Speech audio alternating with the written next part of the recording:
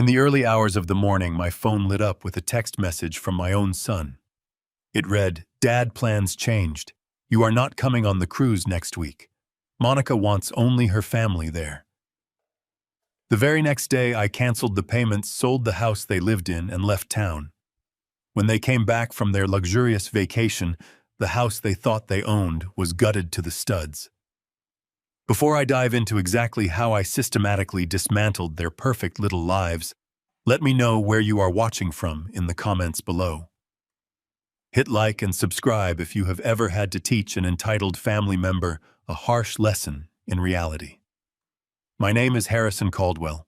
I am 70 years old, and for 40 years I ran a ruthless construction contracting business right here in Seattle. It was a Tuesday, 6 in the morning.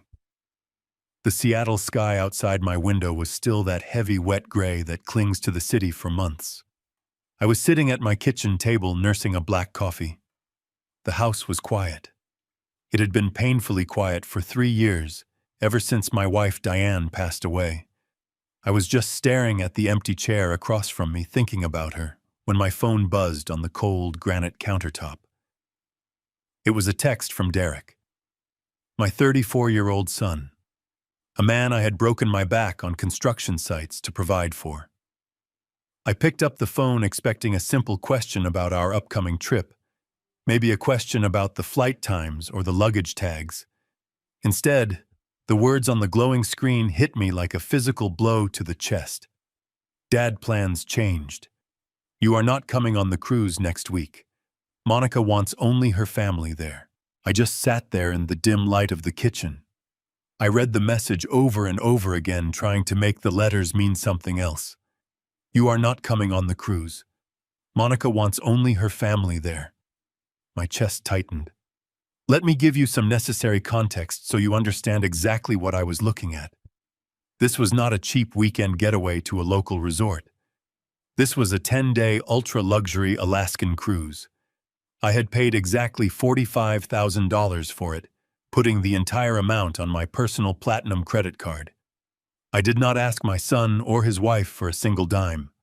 I paid for it because I wanted to honor Diane.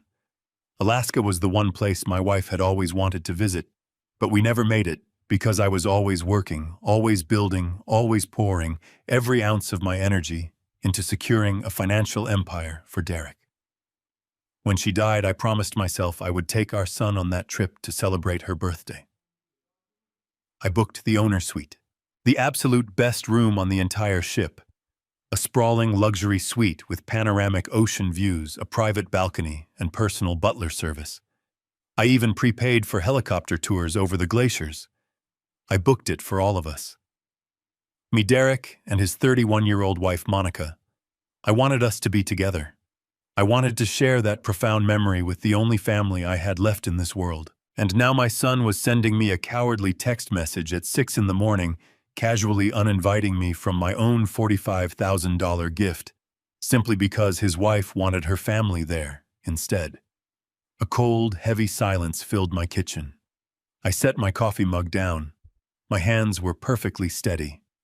When you spend 4 decades managing massive construction sites, dealing with corrupt suppliers and lazy foremen, you learn very quickly that anger is a completely useless emotion. You do not throw tantrums. You fix the problem. I tapped Derek's name on my screen and hit the call button. I held the phone to my ear, listening to the dialing tone. It rang once, twice, then the line went completely dead. He rejected my call. My own son, the boy I had carried on my shoulders, the man whose expensive college tuition I paid in full with cash, was too much of a coward to even speak to me. Derek had always been spineless. He had gladly traded his mother's tough love upbringing for Monica's manipulative absolute control over his life. I took a deep, stabilizing breath, steeling myself, and dialed the number a second time. This time someone picked up, but it was not Derek.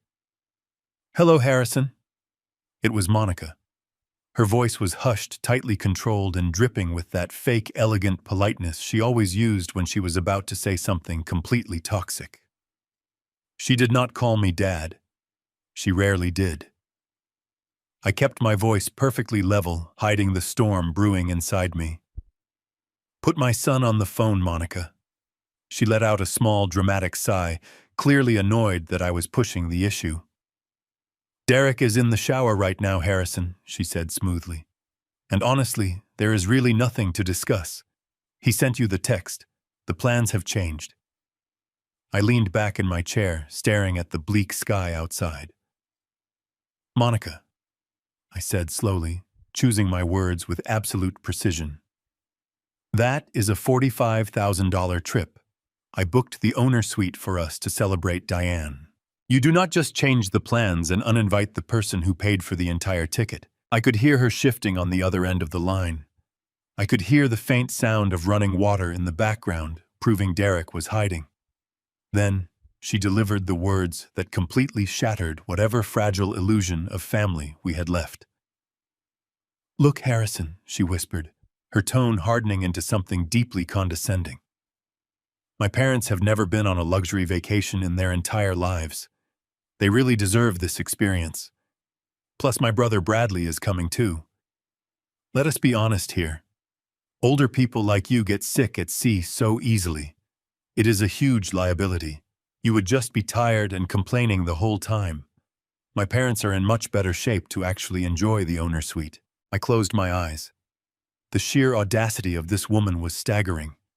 She was hijacking my generous gift, my hard-earned money, and my deeply personal tribute to my dead wife to use as a private, all-expenses, paid luxury vacation for her own parents and her deadbeat brother. People who had never contributed a single cent to her life, let alone ours. I stayed utterly silent on the line, letting her disrespectful words hang in the empty air. Monica took my calculated silence as a victory. She thought she had won. She thought she was dealing with a tired, lonely, clueless old man who would just roll over and accept the massive disrespect because he was desperate for family connection. We will make sure to buy you some nice souvenirs from the ports, Harrison. She added, her voice dripping with artificial pity. Just stay home. Relax. Enjoy the quiet time alone. We will see you when we get back. And before I could say a single word in response, she ended the call. The line went dead, leaving me alone in the dark kitchen. The line went dead, leaving me alone in the dark kitchen. I slowly pulled the phone away from my ear and set it down on the cold granite island. For a long minute, I simply stood there, listening to the faint hum of the refrigerator and the rhythmic ticking of the wall clock. The sting of Monica's voice still echoed loudly in my head. Older people like you get sick at sea so easily. You would just be tired and complaining the whole time. In a different life, maybe a different man would have screamed in anger. Maybe he would have violently thrown his coffee mug against the wall, called his son back repeatedly, and demanded a tearful explanation. But I did none of those things. When you spend 40 years running a commercial construction business in Seattle, you learn to process betrayal differently. You do not survive 4 decades of dealing with corrupt suppliers, corner-cutting foremen, and brutal contract negotiations by throwing a helpless tantrum. In my line of work, when a foundation cracks or a massive steel beam buckles under heavy pressure, you do not cry about it. You pull the blueprints, you inspect the structural integrity, and you systematically locate the rot. Then you tear it out with unforgiving precision. I calmly walked out of the kitchen, leaving my coffee untouched on the counter, and made my way down the hall to my private study. The wooden floorboards creaked softly beneath my feet, a highly familiar sound in a house that felt suddenly entirely too empty and incredibly cold. I sat down at my heavy mahogany desk, flipped open my laptop, and waited patiently for the screen to cast its pale blue glow across the quiet room. I needed to see the exact damage for myself. I opened my personal email and quickly found the original booking confirmation from Royal Caribbean. It was a massive receipt. $45,000 charged directly to my personal platinum credit card without a second thought. I remembered the specific day I booked it, sitting right here in this very chair. I had looked at a framed photograph of Diane on my desk, her smiling face from a trip to the coast many years ago, and I had felt a profound sense of purpose. I was buying us a beautiful, lasting memory, a grand, sweeping tribute to the wonderful woman who had held our entire family together. I had carefully selected the owner suite, the absolute crown jewel of the ship, because I truly wanted Derek to experience the kind of extravagant luxury I had worked my entire life to provide. I highlighted the long booking reference number, copied it to my clipboard, and navigated to the official cruise line passenger portal. My hands did not shake as I steadily pasted the code into the secure login field. I hit the enter key. The loading icon spun for a few agonizing seconds, a small blue wheel turning round and round, before the detailed reservation page finally populated on the monitor. I stared blankly at the bright screen. I blinked, leaning much closer, my eyes rapidly scanning the detailed passenger manifest.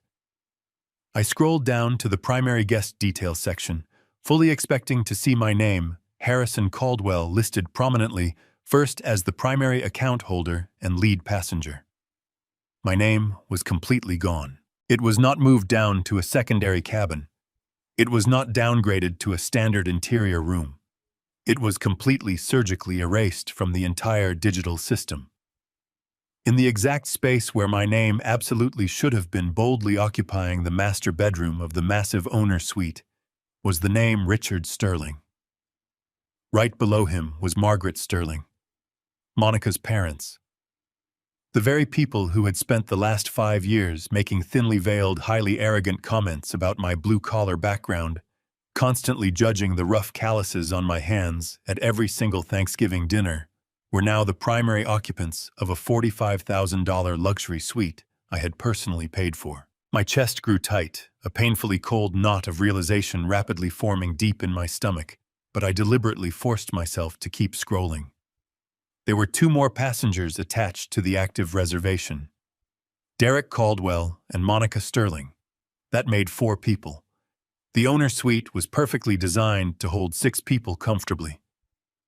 I looked carefully at the final passenger slot, the one that absolutely undeniably should have belonged to me.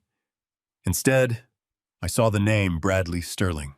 Bradley, Monica's 32-year-old brother.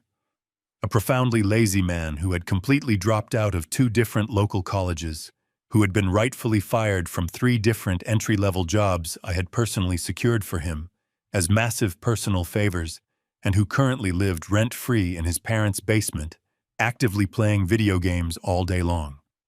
This fully grown adult man, who had never bothered to buy me so much as a cheap cup of coffee, was now officially registered to casually enjoy the private balcony, the personal butler service, and the premium evening dining packages that I had financed with my own blood sweat and decades of grueling physical labor. They had not merely uninvited me. That alone would have been intensely cruel, but this was something entirely different. They had actively logged into my private, secure account, deliberately hijacked my paid reservation, and selfishly replaced me with the entire Sterling family. They had completely stolen my deeply personal gift to use as a highly private, all-expenses, paid luxury family vacation for greedy, terrible people who meant absolutely nothing to me. I sat back deeply in my leather chair, fully letting the sheer, horrifying magnitude of the betrayal completely wash over my tired bones. Monica had intricately orchestrated this entire scheme. I knew her ruthless tactics perfectly well. She was an absolute master of silent, deeply toxic control, constantly framing her immensely selfish demands as acts of necessary medical care and profound emotional empathy. She had probably convinced Derek that I was simply too old, too fragile, or too painfully depressing to be around on a fun party trip. She had likely spun an elaborate, highly convincing narrative, where taking her family was somehow a tremendous favor to me, gracefully sparing me the extreme physical exhaustion of extended travel across the ocean. And Derek, my spineless, completely cowardly son, had eagerly let her do it. He had willingly allowed his deeply manipulative wife to actively log into the reservation portal, manually delete his deeply grieving father's name, and freely hand over a small fortune in luxury travel to his horrible, condescending in-laws. He had stood by totally silently while they completely ruthlessly hijacked a highly sacred trip explicitly meant to deeply honor his own mother's lasting memory. The betrayal was so incredibly profound, so deeply calculated and viciously malicious, that it instantly and permanently stripped away absolutely any lingering paternal weakness I might have foolishly held onto. I looked intensely at the specific booking details once again. The massive cruise ship was officially scheduled to fully depart in exactly 7 days. Next Tuesday. The official boarding passes were already actively generated and saved. The specialized luggage tags were physically printed. The incredibly expensive premium drink packages were already manually selected. I could clearly see on the screen that Bradley had already happily gone in and successfully upgraded his personal beverage package to the absolute ultimate tier, happily granting him unlimited daily access to incredibly expensive top-shelf liquor. All of these excessive, deeply arrogant charges were linked directly and continuously to my personal platinum credit card, which was incredibly still dutifully stored deeply in the ship system as the primary default payment method for absolutely all ongoing onboard expenses. They actually thought they had finally won. They truly deeply believed they had successfully and completely outmaneuvered me. Monica had smugly sized me up and quickly foolishly decided I was just a highly tired, deeply broken old man who would quietly and obediently absorb the massive, horrible disrespect, who would obediently stay home and sadly accept her profoundly fake pity, simply because I was far too desperate for my son's eventual meager affection to ever cause a major messy scene. She arrogantly thought my heavy silence on the phone earlier was the pathetic, completely submissive silence of a totally, utterly defeated man. She did not actively understand exactly who she was foolishly dealing with. She did not logically understand that a seasoned man who spent 40 incredibly grueling years successfully dominating the highly brutal, entirely unforgiving world of commercial corporate contracting absolutely does not simply quietly surrender his hard-earned personal assets. I absolutely did not build massive, expensive skyscrapers by carelessly letting greedy, terrible people steal my incredibly expensive raw materials. I positively did not successfully amass my large personal wealth by foolishly allowing lazy, deeply entitled parasites to quietly and constantly drain my private bank accounts without extremely serious, highly devastating consequences. I stared intensely at the glowing screen, quietly tracing the arrogant names of the entire Sterling family with my small digital cursor. An incredibly slow, deeply chilling clarity smoothly and completely settled entirely over my busy mind. The profound sadness was entirely gone now, completely instantly evaporated smoothly into the cold morning air. In its absolute place was a highly sharp, intensely focused, heavily tactical, purely destructive energy. I deliberately reached for the yellow legal notepad I constantly kept perfectly centered, firmly on my wooden desk, quietly clicking my heavy metal pen. I actively started writing down a highly detailed, extremely precise list. I absolutely did not quickly cancel the extremely expensive cruise tickets right then. That exact move would have been entirely too simple, far too incredibly easy. That specific choice would have only been a mere highly temporary inconvenience for them to eventually fix. I desperately, completely wanted them to happily pack their highly expensive designer bags. I fully wanted them to happily drive together to the busy, crowded port. I positively wanted them to successfully board that massive luxury ship fully, feel the fresh, cold ocean breeze, and fully deeply experience the highly arrogant thrill of their totally stolen victory. I intensely wanted them safely, completely trapped on that massive metal ship. I confidently closed the silver laptop with a highly quiet, beautifully definitive, extremely satisfying snap. The fragile foundation of our entire family had not just slightly cracked under pressure, it was entirely rotten to the very core. And it was exactly time to absolutely bring the whole heavy structure down. My smartphone vibrated against the hard granite surface of the kitchen island, breaking the heavy silence of the early morning. I looked down at the bright screen.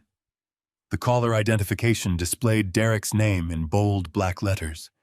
It had been exactly 22 minutes since Monica had abruptly hung up on me. 22 minutes of absolute silence while my son presumably gathered the tiny fraction of courage required to finally face his own father. I let the phone vibrate 3 separate times. I wanted him to sweat. I wanted him to sit in the uncomfortable tension of his own cowardly actions before I granted him an audience. On the 4th long ring, I reached out and slowly swiped the green icon to accept the call. I brought the device to my ear and simply breathed, waiting for him to speak first. I did not offer a warm greeting. I just let the empty dead air press heavily against his guilty conscience. "Dad, are you there?" Derek's voice came through the small speaker. It was noticeably shaky, thin, and stretched incredibly tight with nervous anxiety. "Yes, Derek, I am here," I replied. My voice was completely flat, entirely devoid of any warm parental affection. It was the exact same tone of voice I used to use when dealing with a highly dishonest concrete supplier who thought he could safely cut corners on a massive commercial building project. I heard my son swallow hard over the line. "Listen, Dad." He started immediately stammering over his own carefully rehearsed words. "I am really sorry about how all of this is suddenly coming out." Monica did not mean to sound harsh on the phone earlier. It is just that we are dealing with a highly sensitive, very complicated medical situation right now. I remained completely silent, forcing him to desperately fill the uncomfortable void. Monica has been struggling with severe clinical depression for the last few months. Derek continued, his voice dropping into a hushed, dramatically serious whisper. Her licensed therapist strongly suggested that she desperately needs a completely stress-free, entirely supportive emotional environment to properly heal. The medical professional specifically recommended that she spend some quality, uninterrupted healing time with just her immediate family. Her parents and her brother know exactly how to manage her delicate emotional triggers. I listened to this pathetic, meticulously constructed lie, absolutely pouring out of my 34-year-old son's mouth. The sheer level of sophisticated manipulation was genuinely staggering. They were actively weaponizing the concept of mental health to casually justify stealing a $45,000 luxury vacation. I knew perfectly well that Monica was not suffering from severe clinical depression.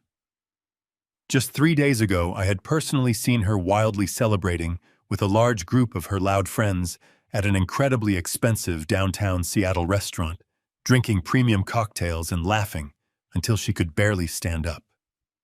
This entire therapy narrative was an incredibly convenient, perfectly timed excuse, uniquely designed to paint me as the villain if I dared to object to their outright theft. "It is just for her mental health, Dad." Derek pleaded, sounding increasingly desperate for my blind validation. "You know how important family support is during a major psychological crisis. We did not want to burden you with her heavy emotional baggage on what is supposed to be a fun, relaxing trip.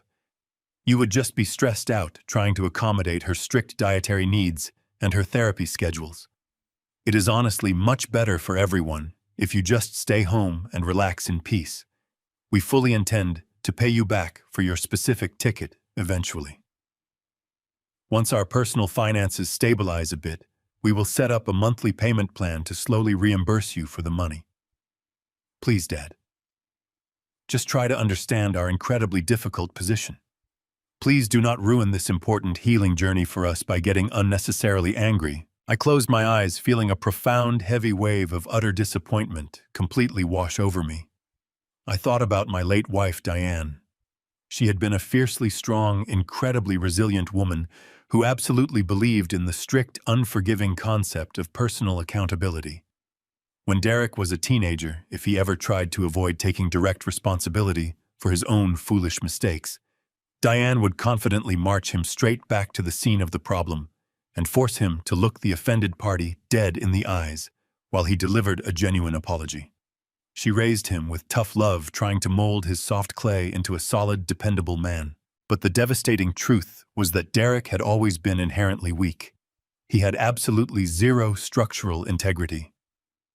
The very moment he left our strict household and met Monica, He had eagerly and completely surrendered his own spine. He actively traded his strong, demanding mother for a deeply controlling, heavily manipulative wife who expertly dictated his every single move. I knew, with absolute terrifying certainty, that Derek was currently standing in a quiet corner of his massive house reading directly from a specialized mental script that Monica had drilled into his head just minutes before. He was nothing but a frightened puppet dutifully reciting his master's lines. He actually believed that dangling the vague, entirely empty promise of a future payment plan would magically pacify my mounting rage. He genuinely thought that mentioning a fictional long-term reimbursement schedule for a massive $45,000 credit card charge would successfully blind me to the immediate reality of their vicious betrayal. I knew perfectly well that I would never see a single dime of that money from them.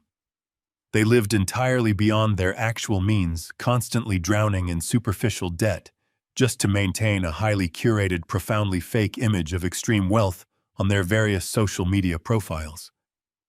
The idea that they would suddenly develop the sharp financial discipline required to slowly pay back tens of thousands of dollars was an absolute laughable fantasy. But I did not point out the glaring logical flaws in his pathetic story. I did not loudly demand to see this supposed therapist's official medical notes. I did not scream about the blatant, horrific disrespect of replacing my name with Bradley's name on a trip designed to honor my dead wife. Instead, I smoothly leaned into the carefully constructed lie. I deliberately forced every single trace of anger, betrayal, and sorrow completely out of my voice. I took a slow, deep breath, perfectly mimicking the gentle, deeply understanding tone of a highly sympathetic, thoroughly defeated old father who simply wanted his son to be happy.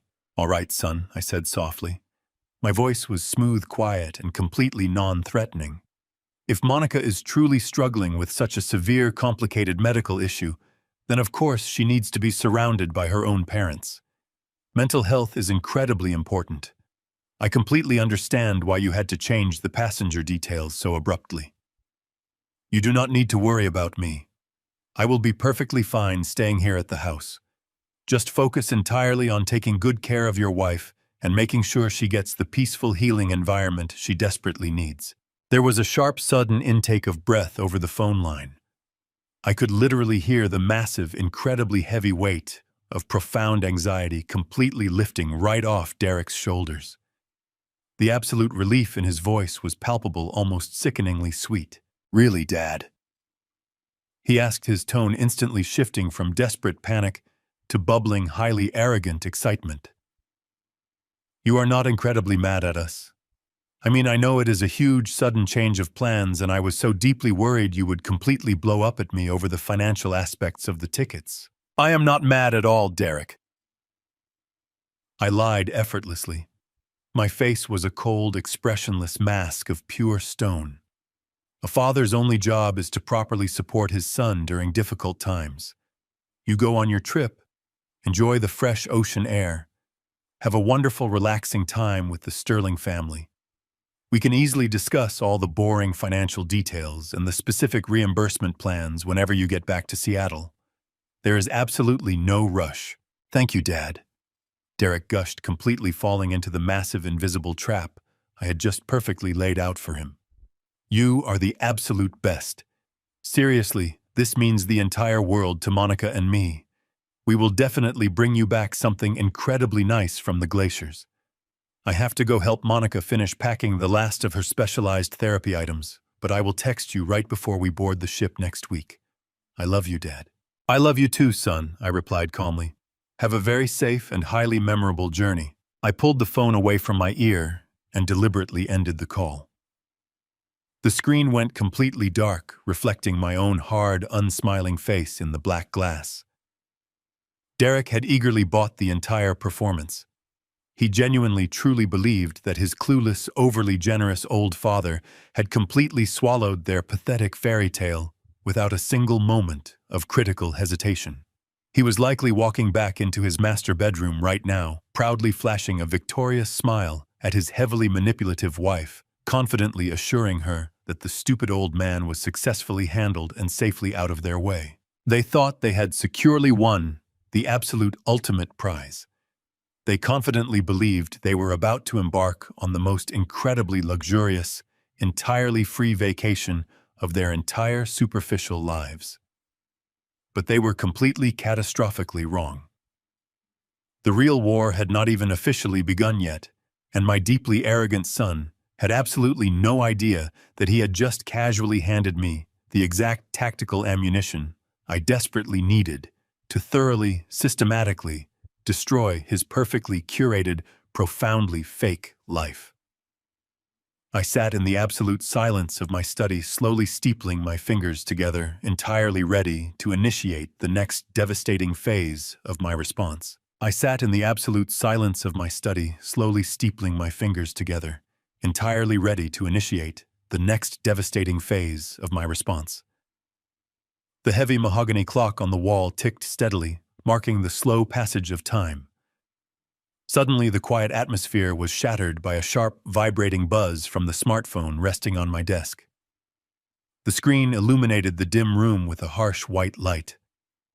I leaned forward and picked up the device, fully expecting another text message from Derek, perhaps a hollow apology, or another carefully crafted lie to ensure I was completely pacified. Instead, the notification banner displayed the bright blue logo of my primary financial institution. It was an automated security alert. My brow furrowed in mild confusion. I swiped the screen to unlock the phone and opened the secure banking application. The alert was directly tied to a specific checking account, one that I rarely monitored because it was explicitly meant to remain completely dormant. It was a joint emergency checking account that I officially shared with Derek. This account was a deeply sentimental relic from a completely different era of our lives. Many years ago, when Derek first moved out of our family house to attend college, my late wife Diane had firmly insisted that we establish a shared financial safety net for him. Diane was an incredibly loving mother, but she was also exceptionally practical and fiercely protective. She wanted to ensure that if our only son ever found himself in a genuine crisis, a sudden medical emergency, a major car breakdown, or a catastrophic living situation, he would have immediate, unquestioned access to liquid funds without having to wait for banking hours or cross-country wire transfers. I had initially argued against the idea, firmly believing that a young man needed to learn how to actively manage his own financial hardships to build real character. But Diane had looked at me with those piercing, uncompromising eyes and quietly demanded that we provide him with a silent, permanent pillar of financial security. I dutifully deposited a very generous sum of cash into that specific account and effectively forgot about it. Over the passing decades, even after Derek successfully graduated, found a lucrative corporate career, and eventually married Monica, I never bothered to officially close the account or remove his name from the authorized user list. I simply kept a substantial cushion of liquid cash resting in the vault, quietly honoring my sacred promise to Diane to always provide a safe harbor for our child. For years, the balance had remained entirely untouched. Derek clearly knew the strict rules of the arrangement. The money was exclusively reserved for absolute life-altering emergencies.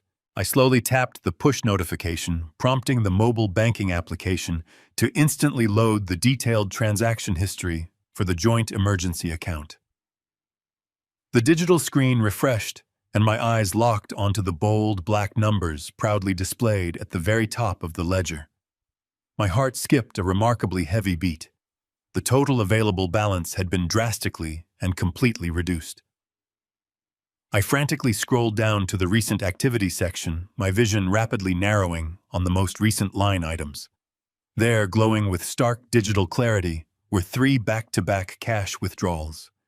Each individual withdrawal was for the exact same incredibly specific numerical amount, $9,900. I stared intensely at the bright screen, letting the cold mathematical reality completely wash over my racing mind. 3 consecutive transactions of $9,900 flawlessly executed within mere minutes of each other, efficiently pulling a massive total of $29,700 of raw untraceable cash directly out of my private emergency reserves.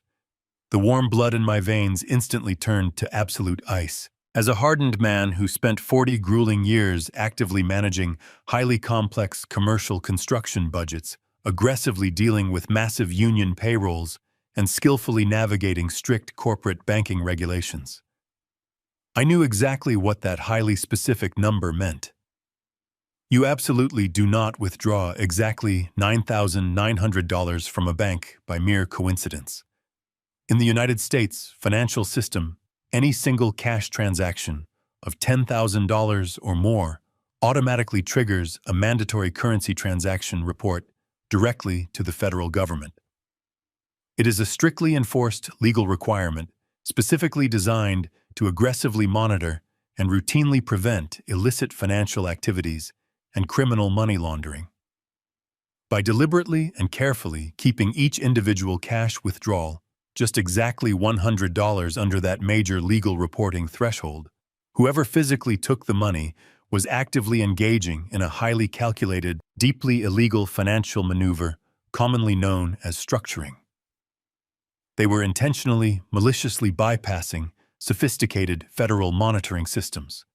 They desperately wanted to pull a massive, life-changing amount of liquid cash completely out of the banking system without ever generating any official corporate banking flags or prompting any automated security phone calls to the primary account holder. They were not simply stealing my expensive luxury vacation to Alaska. They were actively, systematically draining my liquid financial assets, while simultaneously feeding me a pathetic, entirely fictional, emotional sob story about Monica supposedly suffering from severe clinical depression. The profound sheer audacity of their multi-layered criminal deception was physically sickening. Derek had literally just spent 10 long minutes on the telephone, practically begging for my deepest paternal sympathy, emotionally describing his wife as a fragile, deeply troubled woman who desperately needed a peaceful family retreat to simply function in society. All the while, they had already brilliantly orchestrated a highly illegal, heavily calculated extraction of nearly $30,000 in completely untraceable cash. I placed the phone down on the wooden desk, my breathing perfectly even, but my mind operating at a terrifying, hypervigilant speed. Why would a married couple living in a beautiful, extremely expensive Bellevue mansion ever desperately need $30,000 in raw physical cash? You absolutely do not use unrecorded stacks of $100 bills to pay for normal, legitimate household expenses, like utility bills, premium groceries, or luxury car insurance. You do not need carefully structured physical currency to comfortably enjoy a paid luxury cruise vacation where absolutely every single premium amenity is neatly linked to a digital cabin card.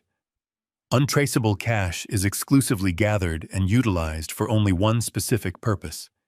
It is purposely used to secretly pay for highly illicit goods or incredibly shady under-the-table services that cannot ever legally leave a permanent paper trail.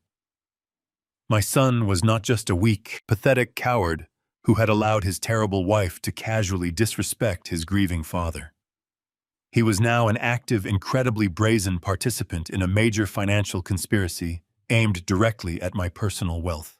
The intricate pieces of the dark puzzle were finally clicking together with devastating clarity. The sudden cancellation of my cruise ticket, the inclusion of Monica's highly questionable family, the deeply manipulative, thoroughly rehearsed phone call, and now the massive, highly illegal structuring of cash withdrawals from an account they genuinely thought I was entirely too old and completely too oblivious to actively monitor. They had truly crossed the point of no return. I absolutely had to uncover exactly why. I closed the banking application on my phone and pushed my leather chair back from the mahogany desk. The quiet morning air in my study felt suddenly heavy, thick, with the undeniable reality of my son's deceit. $30,000 in structured cash withdrawals was not a simple misunderstanding. It was a massive, deliberate maneuver to bypass federal banking security executed by someone who desperately needed untraceable funds. I needed to see Derek face to face. I needed to look him directly in the eyes and see the truth for myself. I stood up, grabbed my heavy wool coat from the hallway closet, and walked out the front door into the crisp, gray Seattle morning. I climbed into my truck and started the engine. The drive from my quiet neighborhood to the upscale suburbs of Bellevue usually took about 30 minutes across the floating bridge, but today, the journey felt like an eternity. The rhythmic thumping of the tires over the concrete expansion joints matched the furious beating of my heart. As I navigated the winding tree-lined streets of Bellevue, the modest homes gradually gave way to sprawling multi-million-dollar estates. The neighborhood was an exclusive enclave of manicured lawns, pristine private driveways, and towering evergreens. It was a place designed for profound comfort and absolute security. I turned the steering wheel and slowly approached the specific cul-de-sac where Derek and Monica lived. I did not pull directly into their expansive driveway. My gut instinct, honed by decades of dealing with highly deceitful contractors and hostile business negotiations, warned me to remain completely unseen. I drove past their property, parked my truck discreetly 2 full blocks away, and turned off the ignition. I sat in the silent cabin for a moment, simply staring at my calloused hands resting on the steering wheel. I stepped out of the vehicle and began the short walk down the pristine sidewalk. The cold morning air bit at my face, but I barely felt it. My mind was entirely focused on the massive structure standing at the end of the street. It was a stunning, modern architectural masterpiece valued at $2.2 million. I knew the exact appraisal value because I was the one who had purchased the property. When Derek and Monica were first married, they had endlessly complained about the soaring cost of living and their inability to afford a decent home in a safe neighborhood. I wanted to give my only son the ultimate head start in life, a solid foundation that I had to fight tooth and nail to build for myself. I had bought the Bellevue estate entirely in cash. I did not want them burdened by a suffocating 30-year mortgage or crippled by fluctuating interest rates. However, my veteran business sense had prevailed over pure parental emotion. I legally placed the entire property into a strict revocable living trust. I retained ultimate control of the deed, but I allowed them to live there completely rent-free. I even paid the exorbitant annual property taxes and the hefty homeowners association fees out of my own pocket. I provided them with a flawless, luxurious existence totally free of any housing expenses. All they had to do was maintain the property and build their lives. And now they were using the absolute financial freedom I provided to systematically steal from me. As I approached the edge of their manicured property line, I stayed close to the tall privacy hedges, deliberately avoiding the sweeping line of sight of their front door smart camera. The sheer audacity of their deception tasted like bitter ash in my mouth. I slipped quietly through the side gate, my boots making virtually no sound on the damp paving stones. I bypassed the grand front entrance and made my way to the discreet side door that led directly into the spacious 3-car garage. I reached into my coat pocket and pulled out my heavy brass keyring. I smoothly selected the silver master key, a spare I had explicitly kept for major maintenance emergencies. I slid the key into the deadbolt. With a slow, highly practiced motion, I turned the lock. The well-oiled mechanism clicked open with barely a whisper. I gently pushed the heavy fireproof door open and stepped inside the cavernous garage. I stood in the center of the cold concrete floor for a few long seconds, allowing my eyes to fully adjust to the dim artificial light. The sprawling garage was a pristine, meticulously organized monument to their deeply unearned, highly excessive lifestyle. Monica's pristine white luxury SUV and Derek's expensive imported sports car sat gleaming under the overhead lights. Both vehicles had been purchased with funds I had generously provided under the guise of early inheritance gifts. I remembered writing the massive checks for those luxury vehicles, falsely believing I was genuinely helping them securely establish a completely stable life. Now those cars looked like pure trophies of theft. The air inside smelled faintly of expensive leather interior polish and premium motor oil. I closed the side door behind me, ensuring the latch caught silently. The house above me was not empty. Even through the thick, insulated ceiling of the garage, I could clearly hear the distinct muffled sounds of active movement. footsteps pacing rapidly across the hardwood floors, the sharp, heavy thud of large objects being dropped, and voices. I heard their voices echoing faintly through the ventilation ducts. I moved slowly toward the interior utility stairs, a narrow secondary staircase that led directly up to the back hallway near the sprawling master suite. I placed my hand on the wooden railing and began to climb. I placed my boots carefully on the very edge of each wooden step, expertly shifting my body weight to avoid making a single creak. I ascended into the residential level of the house, blending perfectly into the dark shadows of the narrow rear corridor. The sounds from the master bedroom became incredibly clear. They were not packing in a frantic, depressive panic. They were openly celebrating. I heard Monica let out a sharp, genuine burst of laughter, a joyful sound that directly contradicted the elaborate story of her severe clinical depression. I stood perfectly still in the protective darkness of the hallway, my back pressed firmly against the cool plastered wall. Through the partially open door of the master suite, I could see the bright morning light spilling across the imported Italian rugs. I could hear the distinct rhythmic zipping of heavily overstuffed luggage. They were dragging massive hard-shell designer suitcases across the floor, casually discussing which expensive formal outfits to bring for the exclusive captain's dinner. My chest burned with a profound icy fury. There was absolutely no medical emergency. There was no desperate need for a quiet, healing family retreat. They were simply packing for a highly extravagant, incredibly expensive luxury vacation that they had ruthlessly stolen directly from my grieving hands. I held my breath, narrowing my focus, and silently listened as the true, horrifying depths of their sinister betrayal finally began to unfold right in front of me. I stood perfectly still in the protective darkness of the hallway. The master bedroom door was cracked open just enough to let a sliver of bright sunlight slice across the expensive hardwood floor. I could hear the distinct sound of a heavy suitcase zipper being aggressively pulled shut. Then came the voice of Monica. It was not the hushed, concerned whisper she had used on the phone with me just hours prior. It was loud, bright, and completely saturated with an ugly, arrogant triumph. She was actively mocking me. I could hear the sneer in her words as she imitated my calm acceptance of her demands. She laughed sharply, telling someone in the room how incredibly easy it had been to get the stupid old man to surrender a luxury vacation. She bragged about how she barely had to push before I rolled over and gave her exactly what she wanted. My jaw tightened. She was proudly describing my profound grief as a massive flaw to be mercilessly exploited for her own personal gain. Another voice joined the conversation, drawing a harsh, greedy laugh from Monica. It was Bradley, the perpetually unemployed brother of Monica, the man whose entire existence seemed strictly dedicated to avoiding any form of honest labor.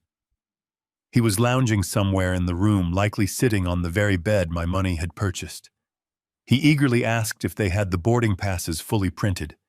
Then he loudly proclaimed that his primary goal for the entire 10-day Alaskan journey was to systematically drain the ship of its most expensive alcohol.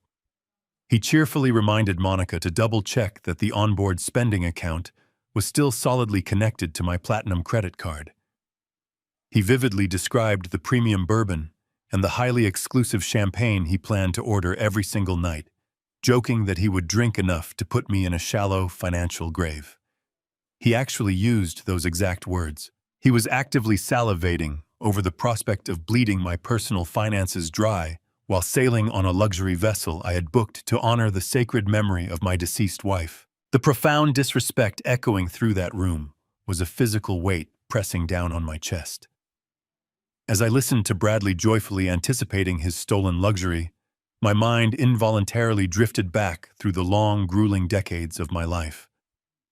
I thought about the bitter, freezing rain of the early Seattle mornings in the late 1970s. I remembered waking up at 4 a.m, my entire body violently aching from the previous day of labor. I remembered tying my worn leather work boots in the dark, quietly slipping out of the house so I would not wake a sleeping Diane or a young innocent Derek.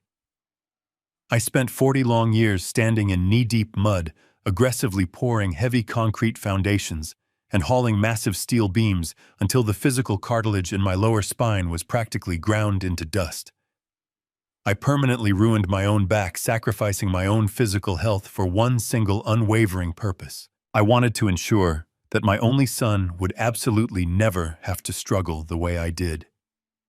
I wanted to build a massive, impenetrable financial fortress so Derek could securely live a beautiful life, completely free from the crushing anxiety of poverty.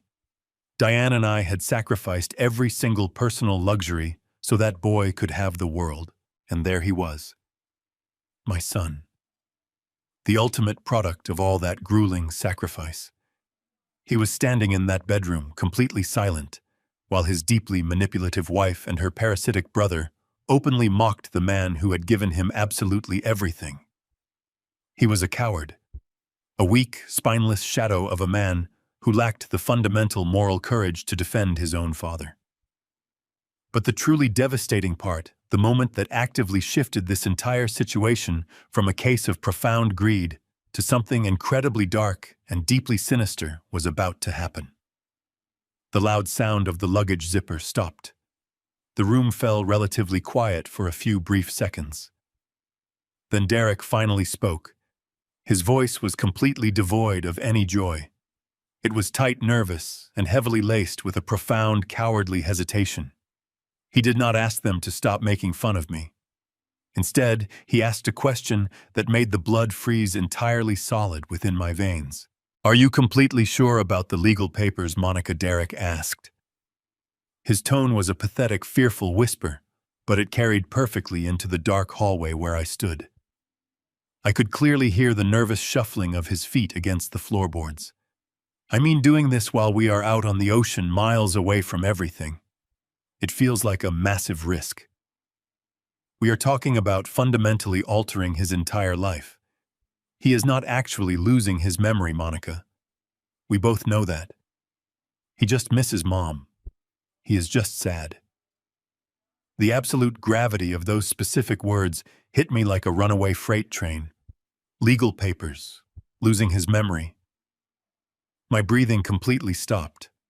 I stood frozen in the cold shadows, my hands slowly clenching into tight, rigid fists at my sides. Derek knew I was perfectly fine. He actively acknowledged that my mind was sharp, and that my only real affliction was the profound grief of losing his mother. Yet, he was questioning a legal strategy based on a completely fabricated medical premise. Monica did not offer him any comfort or any moral reassurance.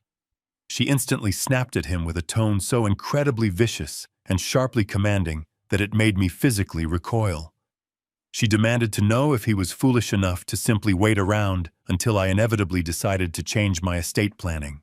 She aggressively reminded him that I held the absolute legal power to alter the terms of the family trust at any given moment. She coldly asked him if he wanted to risk watching me leave the entire family fortune to a random charitable foundation out of spite. Then she loudly stated that her parents' own personal medical doctor had already officially signed the preliminary evaluation documents. She proudly declared that this highly corrupt, heavily compensated medical professional had explicitly put in writing that I was currently exhibiting severe, undeniable signs of advanced cognitive decline and early-onset Alzheimer's disease. The sheer, horrifying magnitude of their coordinated conspiracy crushed the last fragments of my paternal denial. The 3 recent bank withdrawals of $9,900 were not just for luxury shopping or paying off random consumer credit card debt. That cash was actively used to illegally bribe a medical doctor and quietly secure falsified psychiatric evaluations. They were not merely stealing a vacation. They were constructing a sophisticated, illegal medical trap to completely strip away my human rights, seize my financial assets, and forcibly lock me away in a facility against my will. I stood completely frozen in the dark corridor, my heart hammering a slow, heavy rhythm of absolute, unforgiving war, as I finally realized with total, terrifying clarity that my own flesh and blood had just officially signed the irreversible legal paperwork for his own permanent and total financial destruction. The suffocating silence in the hallway was suddenly broken by Monica's venomous voice. She did not coddle my son's sudden burst of moral conscience. She actively attacked it. Do you honestly want to wait around until your senile father casually decides to change his mind? She hissed, her tone slicing the quiet air like a cold razor. Do you want to patiently sit here until he rewrites his entire will and leaves every cent of his estate to some random charity out of pure spite? We have already paid for the legal groundwork, Derek. My parents' personal physician has already officially signed the preliminary medical evaluation. The paperwork clearly states that Harrison is actively showing severe, undeniable signs of advanced Alzheimer's disease. I stopped breathing. The floorboards beneath my boots felt as though they were giving way. Alzheimer's. The sheer, terrifying weight of that specific word hung heavily in the air of the house I had purchased with my own blood and sweat. It was the most insidious, deeply cruel lie a person could possibly fabricate. My mind was incredibly sharp. I still actively managed my own complex investment portfolios and vividly remembered the exact day I poured the concrete foundation for the first commercial building of my career. Yet my own daughter-in-law was casually discussing a falsified medical diagnosis as if she were simply planning a weekend grocery shopping trip. Suddenly, a blinding flash of realization hit me. The banking alerts from earlier this morning. The 3 consecutive cash withdrawals of exactly $9,900 from our joint emergency checking account. I had initially suspected they were simply using the structured, untraceable cash to secretly purchase luxury goods or pay off hidden consumer debts. But the dark truth was exponentially worse. That heavily structured $30,000 in raw cash was specifically used to illegally bribe a deeply corrupt medical professional. They had brazenly used my own financial assets to quietly purchase a completely fraudulent psychiatric evaluation from a doctor embedded in the Sterling family network. The remaining cash was undoubtedly handed under the table to whatever completely unethical attorney they had hired to secretly draft the sinister legal documents without raising official red flags. They were successfully financing my own legal and medical execution using the very money I had painstakingly saved to protect my son from genuine hardship. Derek stammered, his voice vibrating with a pathetic, deeply sickening cowardice. But what if the probate judge wants to actively question him, Monica? What if the court officially demands a secondary medical opinion from a totally independent neurologist? He is going to fight back. You know my dad. He never simply surrenders when he is backed into a corner. Monica let out a highly arrogant scoff that echoed chillingly down the narrow staircase. He is not going to have the chance to fight back, Derek, she replied smoothly, her voice dripping with dark, malicious confidence. That is exactly why we are leaving on this cruise tomorrow morning. While we are safely floating in the middle of the ocean, completely unreachable and totally removed from the situation, our attorney is going to officially file the petition for emergency guardianship with the county court. The judge will clearly see the signed medical affidavit from a licensed physician. I leaned my heavy shoulders against the cool plaster wall, closing my eyes and listening intensely as she carefully outlined the final incredibly devastating phase of her highly illegal and totally unforgivable master plan. And when the court predictably asks for a pattern of recent erratic behavior, Monica continued, her tone practically vibrating with smug, victorious pride, we will simply present them with the undeniable fact that he deliberately abandoned his own highly expensive family vacation at the very last possible minute. We will convincingly argue that his mental state has rapidly deteriorated to the point where he is a severe danger to himself, suddenly isolating himself from his loving family and refusing to leave his empty house. It is the absolute perfect narrative. By the time our luxury cruise docks back here in Seattle next week, the emergency court order will already be fully processed. We will simply have the medical transport team quietly waiting at his front door. He will be safely transitioned into a secure memory care facility for his own good, and we will assume total immediate legal control over the entire revocable trust. This $2.2 million house The vast investment portfolios and all of his liquid cash accounts will finally officially belong to us. The sheer calculated perfection of their sinister trap was genuinely breathtaking. They had actively used my profound grief over Diane's passing to paint me as a deeply unstable, reclusive old man. They had cleverly manipulated me into voluntarily skipping the cruise, effectively transforming my quiet, dignified retreat into the final piece of manufactured evidence required to legally steal my fundamental human rights. If I had simply stayed home oblivious to their dark conversation, I would have woken up next week to the terrifying sight of medical orderlies forcing me out of my home and locking me away for the rest of my natural life. They were willing to legally bury me alive to accelerate their inheritance. My chest completely stopped hurting.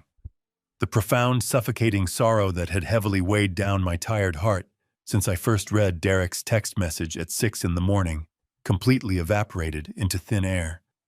There was absolutely no trace of paternal love left inside my body. The man standing in that master bedroom was no longer my son. He was a dangerous, heavily compromised liability. He was an active, willing participant in a highly sophisticated, deeply malicious conspiracy, specifically designed to completely strip away my freedom, my dignity, and my hard-earned legacy. I simply did not need to ever hear another single word from them. I silently pushed myself away from the hallway wall, ensuring that the heavy fabric of my winter coat did not brush against the wooden doorframe. I placed my boots with absolute surgical precision on the exact edges of the wooden stairs, silently reversing my path down into the dim garage. My breathing was incredibly slow, remarkably deep, and entirely controlled. I felt a sudden, massive surge of cold, highly focused energy completely flood my veins. It was the exact same intensely familiar feeling I used to get when I stepped onto a highly chaotic, heavily delayed commercial construction site and realized I had to ruthlessly fire the entire management crew and actively rebuild the failing structure from the absolute bare ground up. I slowly and silently slipped out the side door of the garage, feeling the cold morning wind immediately hit my face. I walked the 2 long blocks back to my parked truck, my strides incredibly long and completely purposeful. I quickly climbed into the driver's seat and firmly gripped the heavy leather steering wheel. The time for any silent, crippling grief was entirely over. They had officially declared war, and I was going to deliver a financial and legal slaughter so profoundly devastating that their precious Sterling family name would be permanently ruined. The drive back across the Interstate 90 floating bridge was a blur of gray concrete and driving rain. The heavy tires of my truck hummed a steady, monotonous rhythm against the wet asphalt, perfectly matching the cold, mechanical processing of my own thoughts. I did not drive back to my empty, silent house. I drove directly into the dense, towering heart of downtown Seattle. The towering glass and steel skyscrapers loomed overhead like massive, unforgiving sentinels as I navigated the slick, crowded streets. I pulled my truck into the subterranean parking garage of a sleek high-rise office building, cut the engine, and took one final incredibly deep breath. The raw, visceral sting of absolute betrayal had completely subsided, replaced entirely by a profound, terrifying clarity. I was no longer a grieving widower, and I was no longer a forgiving father. I was a man actively fighting for his own fundamental survival.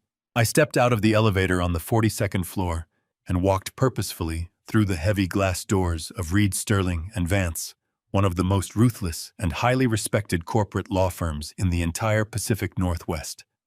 The receptionist, a sharply dressed young woman who had known me for over a decade, immediately recognized the hard, unyielding expression on my face. She did not bother asking if I had a scheduled appointment. She simply nodded quickly, picked up her desk phone, and quietly pressed a single button. Within seconds, the heavy mahogany door at the far end of the plush corridor swung open. Mitchell Reed stood in the doorway. Mitchell was a 68-year-old legal shark, a man whose tailored Italian suits barely concealed the predatory instincts of a highly aggressive courtroom brawler. He had been my personal attorney, my trusted confidant, and my closest friend for over 35 years. He was the man who had expertly drafted every single ironclad contract for my construction business, fiercely protecting my wealth from countless corporate predators. Mitchell took one look at my posture, stepped aside, and silently ushered me into his expansive corner office. He closed the heavy door behind us, ensuring the locking mechanism clicked firmly into place. The room was a monument to legal intimidation, featuring floor-to-ceiling windows that offered a sweeping panoramic view of the dark, churning waters of Puget Sound.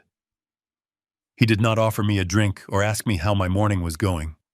He walked directly over to his massive oak desk, sat down in his high-backed leather chair, and fixed his piercing gray eyes directly on me. "You have that exact same look on your face that you had 20 years ago when you ruthlessly fired your entire executive board," Mitchell said, his voice a low, gravelly rumble. "Tell me exactly who we are legally destroying today." I sat down in the leather chair opposite him. I did not waste time with emotional preludes or long, drawn-out explanations. I gave him the pure, unvarnished facts. I told him about the early morning text message from Derek canceling the cruise. I told him about the 3 consecutive bank withdrawals of exactly $9,900, carefully pulled from the emergency joint checking account. And finally, I told him about my silent trip to the Bellevue mansion. I repeated word for absolute word the horrifying conversation I had actively eavesdropped on between Monica and my son. I described their calculated plan to illegally purchase a fraudulent medical diagnosis of advanced Alzheimer's disease. I detailed their exact timeline to legally declare me totally incompetent and forcibly lock me away in a secure medical facility while they safely enjoyed a luxury vacation purchased with my own platinum credit card. Mitchell did not interrupt me once. He sat perfectly still, his hands steepled tightly together, his expression growing darker and significantly more dangerous with every single sentence I delivered. When I finally finished, a heavy, suffocating silence filled the expansive office. Mitchell slowly lowered his hands and let out a long, highly controlled breath. "I warned you about this, Harrison," he said, his tone devoid of any judgment, heavily laced instead with a cold, terrifying professional fury.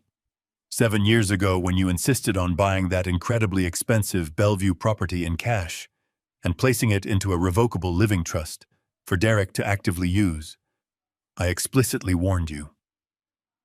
I sat in this exact same chair, and I told you that putting massive unrestricted assets into the hands of a weak young man with a highly manipulative wife was a recipe for absolute financial disaster. I told you they would eventually view your extraordinary generosity as a permanent weakness. "You were absolutely right, Mitchell," I replied evenly, not breaking eye contact. I foolishly let my profound grief over Diane blind my rational judgment. I desperately wanted to provide him with a beautiful, stress-free life. But I am not here to discuss my past parental failures. I am here because my own son and his terrible wife are actively trying to legally bury me alive. I need to know exactly how far along they are in this process. I need to know the specific mechanics of the execution they have planned for me." Mitchell did not say another word. He immediately swiveled his heavy leather chair toward his multi-monitor computer setup. His fingers flew across the mechanical keyboard with practiced, aggressive speed. As a highly senior partner in a massive law firm, Mitchell possessed specialized high-level access to the secure digital dockets of the county superior court system. He bypassed the public portals and dug directly into the restricted back-end filing networks, where local attorneys digitally queue up their forthcoming legal petitions before they are officially stamped by a sitting judge. The soft, rapid clicking of his keyboard was the only sound in the tense room for several agonizing minutes. I watched his eyes rapidly scan the dense lines of legal code flashing across his bright monitors. Suddenly, his fingers stopped moving. His jaw tightened significantly, and a dark, dangerous shadow passed entirely over his face. He reached out, grabbed his mouse, and clicked a single file. He slowly turned the large monitor around, so it directly faced me. The bright screen illuminated the dark room, casting a pale light over the mahogany desk. I leaned forward, my eyes locking onto the stark, highly formal legal header clearly displayed at the very top of the digital document. It was an official petition for emergency guardianship and declaration of complete incapacity. The primary petitioner listed was Derek Caldwell. The targeted respondent was Harrison Caldwell. Mitchell pointed a sharp finger at the screen, his voice tight with barely suppressed anger. They did not just talk about it, Harrison. They actually paid a highly corrupt, completely unethical lawyer to draft the entire execution order. It is fully weaponized and actively sitting in the secure digital queue. Look at the attached exhibits. They have already uploaded a preliminary medical affidavit heavily implying severe advanced cognitive decline, intentionally signed by a physician completely outside of your normal medical network. They have documented your recent grief-induced isolation as undeniable proof of profound mental instability. And look at the scheduled filing date. He tapped the bottom of the screen. Next Tuesday. Exactly 48 hours after their massive luxury cruise ship officially sails completely out of international communication range. I stared at the glowing document, reading the cold, deeply clinical language designed to systematically strip away my basic human rights, seize my entire financial legacy, and forcibly erase me from the civilized world. They were going to quietly submit this massive, irreversible legal bomb to a sympathetic probate judge, while they were safely drinking premium champagne on a private ocean balcony I had personally paid for. They expected to return to Seattle, step off the ship, and casually inherit my vast fortune while I wasted away in a locked, sterile room. Mitchell turned the monitor back around and looked at me, his eyes burning with a fierce, protective fire. They have officially loaded the gun, Harrison, and they have actively pointed it directly at your head. If we do not completely dismantle this right now, you will absolutely lose your freedom before the week is over. They think they are dealing with a helpless old man. I slowly stood up from the leather chair, buttoning my heavy wool coat. I looked out the massive window at the dark, churning waters of the Sound. I felt absolutely nothing for the boy I had raised. The betrayal was complete, absolute, and utterly unforgivable. I turned back to my old friend, my voice a cold, chilling whisper of pure destruction. They are not dealing with a helpless old man, Mitchell. They are dealing with the architect who built their entire world. And today we are going to tear their miserable house down to the absolute studs. Show me exactly how we financially slaughter them. Mitchell leaned forward, resting his forearms heavily on the mahogany desk. The burning intensity in his eyes perfectly mirrored the cold fire surging through my veins. He offered absolutely no generic legal platitudes. Instead, he immediately shifted into the highly tactical mindset that made him the most feared trust attorney in the city. He explained that a direct emotional confrontation right now would be a massive strategic error. If I simply stormed into that Bellevue mansion and angrily demanded answers, Derek and Monica would instantly realize their sinister plot had been exposed. They would immediately contact their corrupt lawyer, scramble to hide their illicit financial trails, and potentially attempt to accelerate the guardianship petition using emergency psychiatric holds. We needed to operate with absolute, total secrecy. We were going to let them pack their designer luggage. We were going to let them board that luxurious cruise ship tomorrow morning, utterly convinced that their devastating trap was flawlessly set. And while they were completely isolated in the middle of the Pacific Ocean, sipping expensive champagne, on my dime we were going to systematically dismantle their entire financial existence. The very first step of our counter-offensive was addressing the massive Bellevue estate. When I originally purchased that $2.2 million property for Derek, I had legally structured the ownership through a revocable living trust. At the time, Derek and Monica had been mildly annoyed by the complex legal arrangement, foolishly assuming it was just a tedious administrative hurdle. They completely failed to comprehend the profound, absolute power that specific legal designation granted me. As the sole creator and primary grantor of a revocable trust, I held the absolute unquestionable authority to alter, amend, or completely dissolve the entire legal entity at any given moment. I did not need Derek's signature. I did not need Monica's permission. I did not even have a legal obligation to inform them that the status of their primary residence was being permanently altered. The house was essentially a very expensive, highly conditional gift that I could revoke the second they proved themselves unworthy. And they had just proven themselves to be actively dangerous.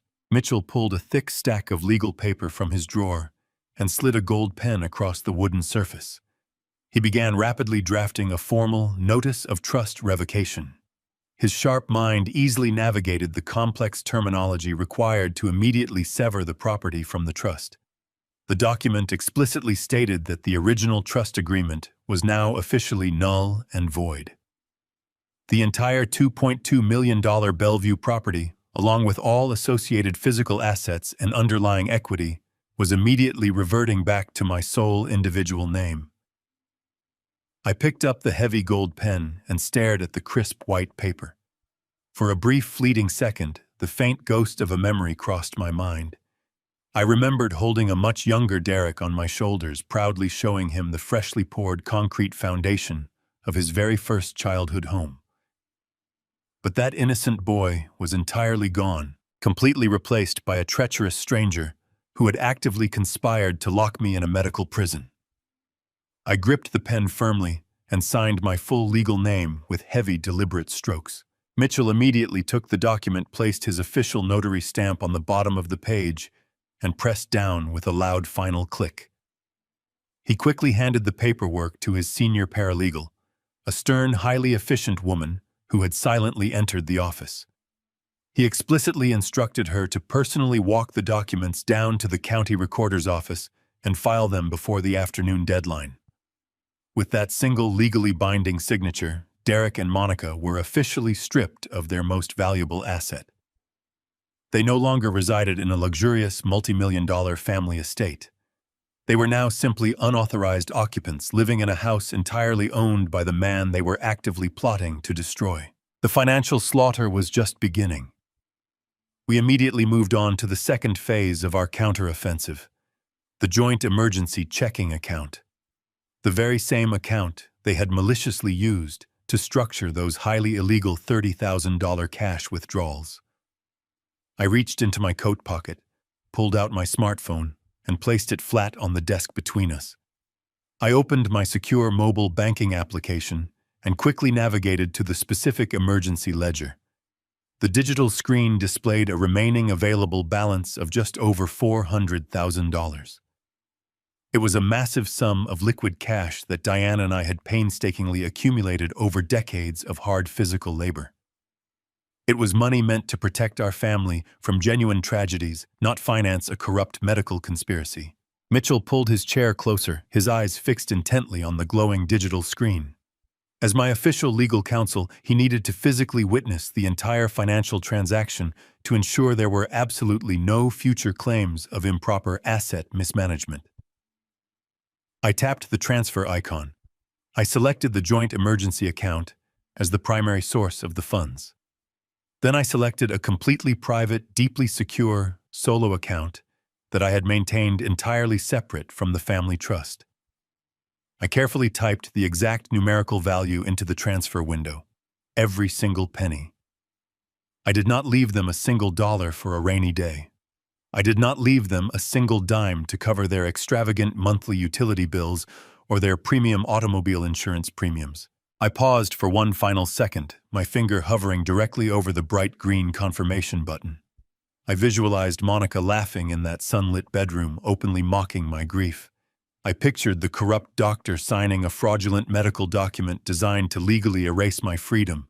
And I pictured Derek, my own flesh and blood, cowardly validating the entire sinister operation. I pressed the button. The digital screen instantly refreshed. The joint emergency account balance dropped from over $400,000 down to zero. The massive life-altering sum of money was instantly and legally transferred into my impenetrable solo account. Mitchell leaned back in his leather chair, a look of profound professional satisfaction settling over his sharp features. He softly clapped his hands together, once the sharp sound echoing in the quiet room. "You have officially severed their primary financial lifeline, Harrison," he said, his voice calm and deeply measured. "The house is completely yours. The liquid cash is completely yours. By the time they officially board that ship tomorrow, they will be functioning on pure financial fumes without even realizing it. But we still have one final incredibly critical task to complete before they sail away. We must neutralize the pending court petition before their corrupt attorney can officially file it next Tuesday." I slowly picked up my phone and slipped it back into my coat pocket. The deep, heavy burning in my chest had been entirely replaced by an ocean of pure, freezing ice. I looked directly at Mitchell, my jaw set with absolute, unyielding determination. "We are not just going to neutralize their pathetic court petition, Mitchell. We are going to aggressively turn it completely around and use it to legally bury them. Tell me exactly what to do." I looked directly at Mitchell, my jaw set with absolute, unyielding determination. "We are not just going to neutralize their pathetic court petition, Mitchell. We are going to aggressively turn it completely around and use it to legally bury them. Tell me exactly what to do." Mitchell's eyes narrowed, a predatory gleam flashing in the cool gray light of the office. He leaned back, steepling his fingers once more.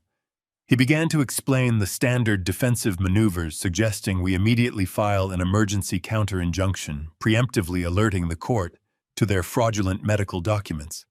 He proposed dragging them through years of grueling, highly expensive litigation until they were completely bankrupt. But I slowly shook my head. A long, drawn-out legal battle in a sterile courtroom was far too merciful for what they had planned for me. I did not want them to have the luxury of time, the ability to hire defense attorneys, or the comfort of sleeping in a warm bed while we fought. I wanted a total, instantaneous financial annihilation. I wanted them to return from their luxury cruise to find their entire universe fundamentally erased. "We are going to sell the Bellevue mansion," I stated flatly, the words dropping like heavy lead weights onto the polished desk. "Not next month. Not next week. We are going to sell it right now before they even have the chance to order their first premium cocktail on that ship." Mitchell blinked momentarily, taken aback by the sheer aggression of the pivot. He quickly recovered his legal mind, churning through the logistics. He reminded me that traditional real estate transactions take 30 to 60 days to properly close. They would return from their vacation long before the property officially changed hands. But I was simply not talking about a traditional, comfortable real estate transaction. I was talking about a ruthless corporate liquidation.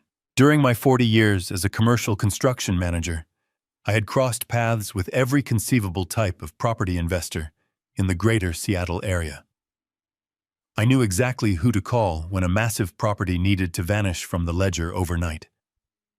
There is a very specific, highly lucrative subculture within the real estate market, dedicated entirely to corporate cash flippers. These are massive, heavily funded corporate investment groups that specialize in acquiring distressed or highly motivated properties at a steep discount. They completely bypass the traditional sluggish banking system. They buy properties sight unseen, utilizing deep reserves of liquid cash to close massive deals in a matter of days, completely skipping the extremely tedious appraisal and inspection contingencies.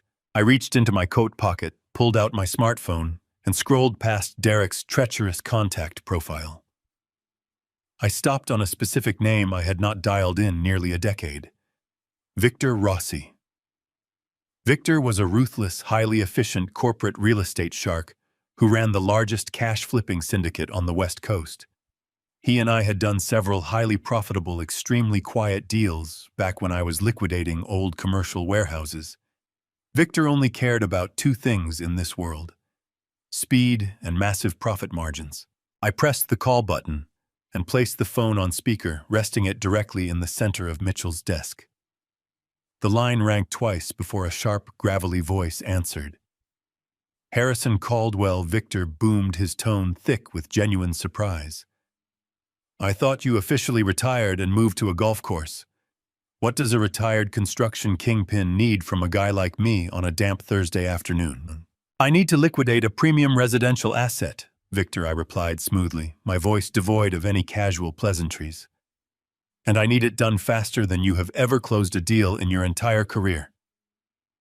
The casual warmth instantly vanished from Victor's voice, entirely replaced by the cold, calculating edge of a predator smelling blood in the water. Define your timeline, Harrison. What exactly are we looking at? I have a pristine, modern architectural estate sitting on a premium double lot in a highly exclusive Bellevue cul-de-sac. I stated my words crisp and entirely deliberate. The current market appraisal values the property at exactly $2.2 million. I hold the absolute unencumbered deed in my personal name. There are 0 liens, 0 outstanding mortgages, and absolutely no legal encumbrances. The legal title is perfectly clean. I paused, letting the immense value of the asset hang heavily in the air. I knew Victor was already mentally calculating the neighborhood comparables. I will sell you the entire estate for a flat 20% discount. I continued dropping the massive financial bait. $1.76 million cash. But I have 2 absolute non-negotiable conditions.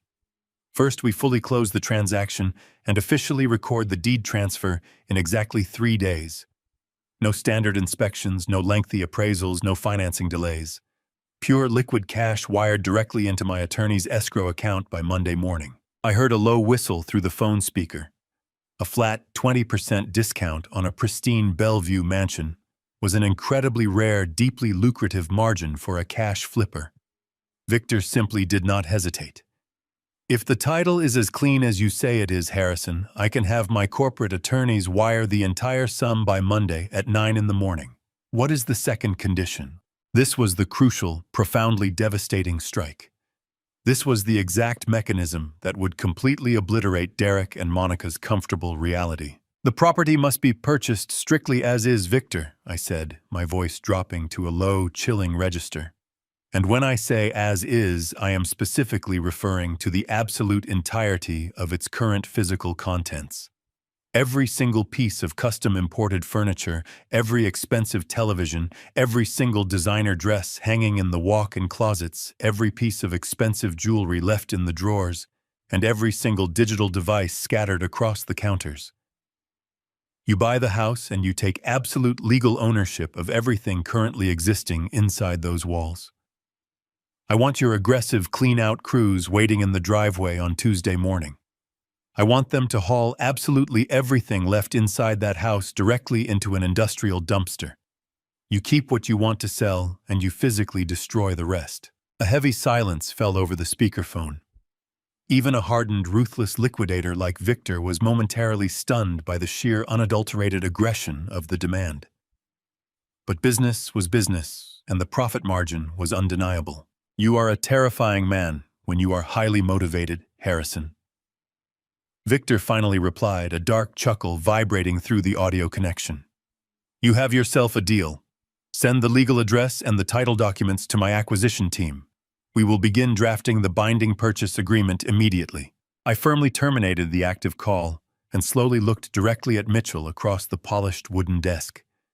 My highly seasoned attorney simply stared back at me with an expression of profound, deeply respectful awe. He silently acknowledged the absolute brilliance of the maneuver. The intricate financial trap was securely set in motion. We were now perfectly ready for their complete legal destruction. Mitchell leaned back in his heavy leather chair and offered a low whistle of genuine admiration. The sheer audacity of liquidating a multi-million-dollar estate in 72 hours to a corporate flipping syndicate was an absolute masterstroke. I thanked my old friend for his rapid legal execution, stood up and firmly shook his hand. We had successfully initiated the complete demolition of their primary financial foundation, but the true psychological warfare was just about to begin. I walked out of the towering downtown office building and stepped back onto the wet Seattle pavement. The heavy rain had finally stopped, leaving the gray city streets slick and reflective under the afternoon sky. I climbed into the familiar cabin of my truck, completely ignoring the damp chill seeping through my wool coat. I placed my hands on the steering wheel, taking a moment to fully process the incredibly satisfying reality of what we had just accomplished. Derek and Monica were currently spending their afternoon packing their expensive designer luggage, entirely convinced that they had flawlessly outsmarted a grieving, helpless old man. They believed their malicious legal petition was safely secured and ready to strip away my entire existence. They were gleefully preparing to embark on a massive luxury cruise that I had painstakingly organized and fully funded. They thought I was sitting at home weeping over old photographs and slowly losing my mind. Instead, I was actively dismantling the very fabric of their comfortable, unearned lives.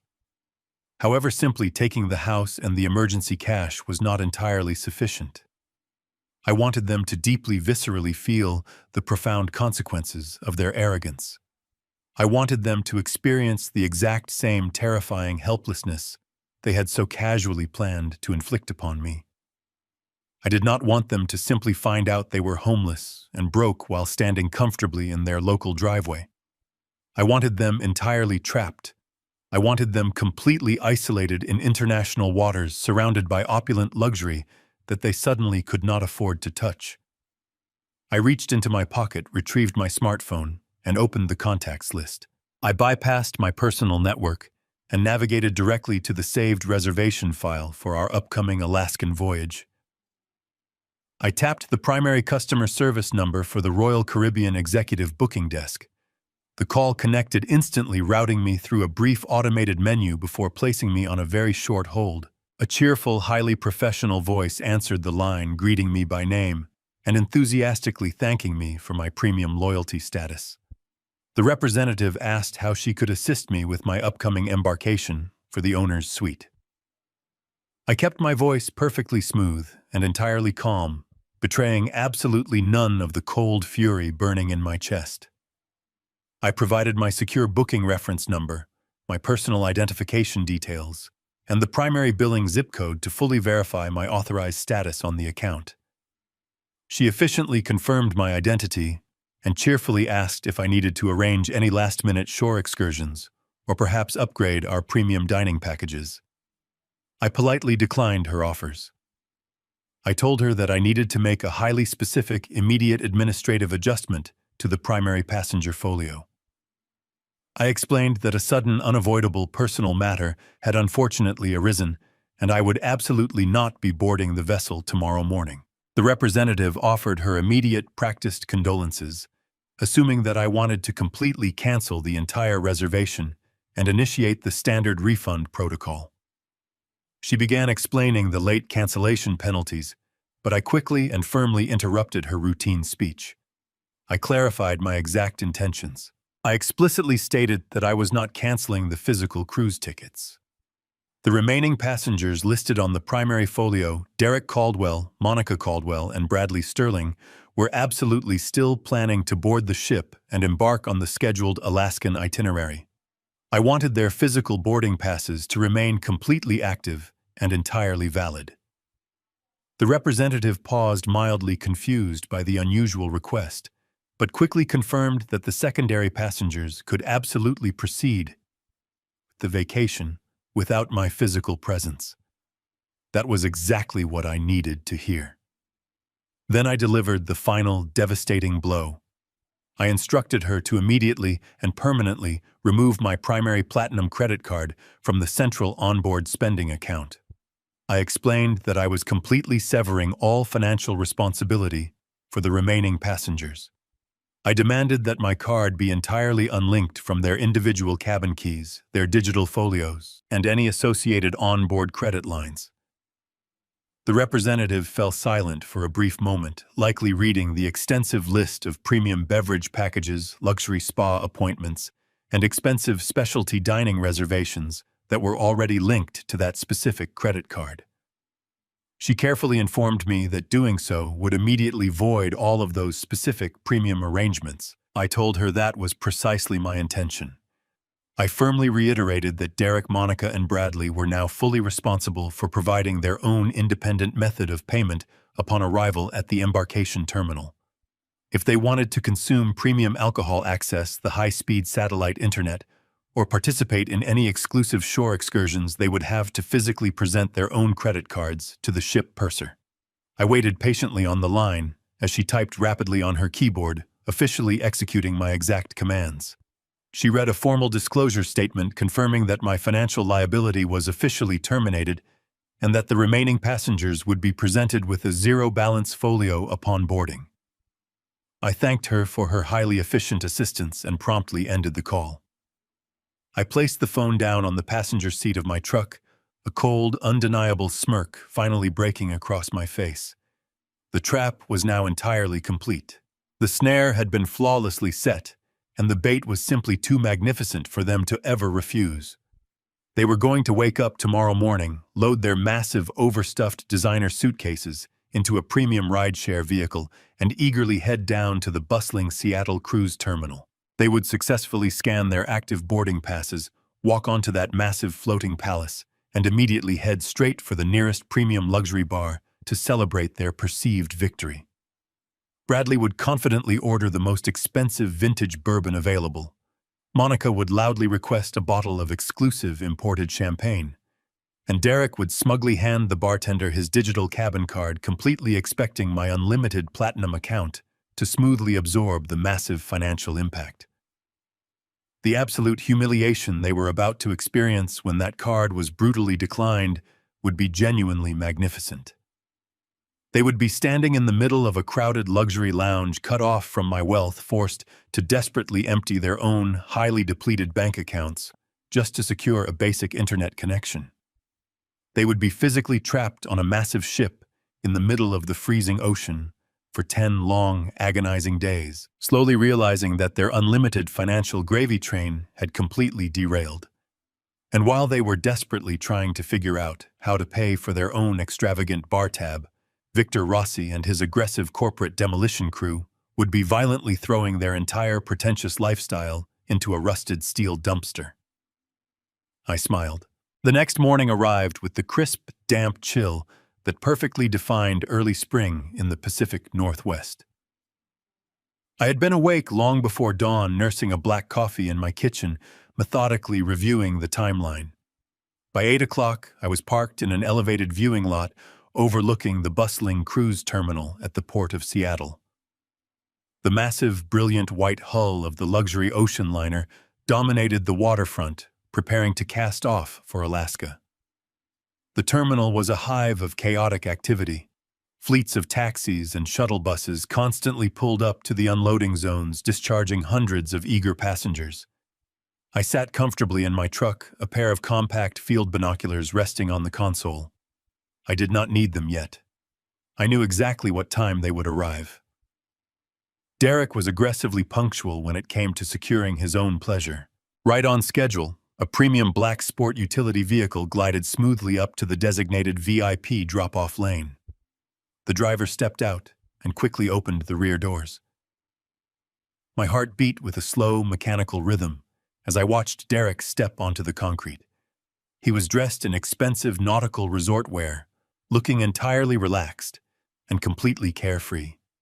Monica followed closely behind him, her face hidden behind oversized designer sunglasses, dramatically gesturing for the driver to handle her massive array of luggage. Then came Bradley, bouncing out of the vehicle, wearing a brightly colored tropical shirt that looked profoundly ridiculous in the cold Seattle wind. They stood together on the pavement, laughing loudly, completely enveloped in their unearned arrogance.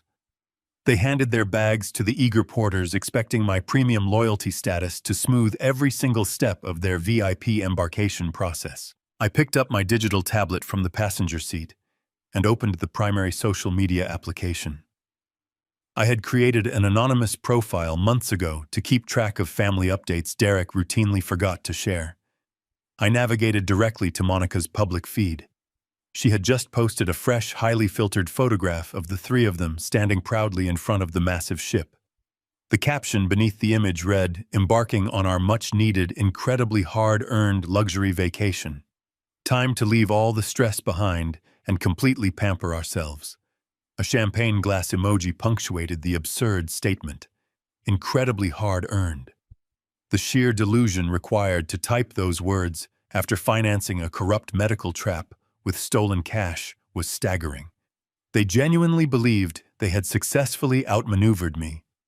They firmly believed the most difficult part of their sinister plan was already behind them, completely unaware that they were actively walking directly into a flawless, inescapable financial cage. I watched through the windshield as they casually strolled through the heavy glass doors of the main terminal building, disappearing into the VIP security queue. They would be fast-tracked directly onto the ship, bypassing the long lines of ordinary passengers. I knew the exact layout of that vessel. I knew they would head straight to the exclusive upper decks, eagerly anticipating their premium welcome packages. I sat in my truck for another 2 hours, patiently watching the endless stream of passengers board the ship. The massive loading ramps were eventually pulled back. The heavy mooring lines were systematically detached from the concrete pylons. A deep, powerful vibration resonated through the damp air, vibrating against the windows of my truck as the ship's massive engines fired to life.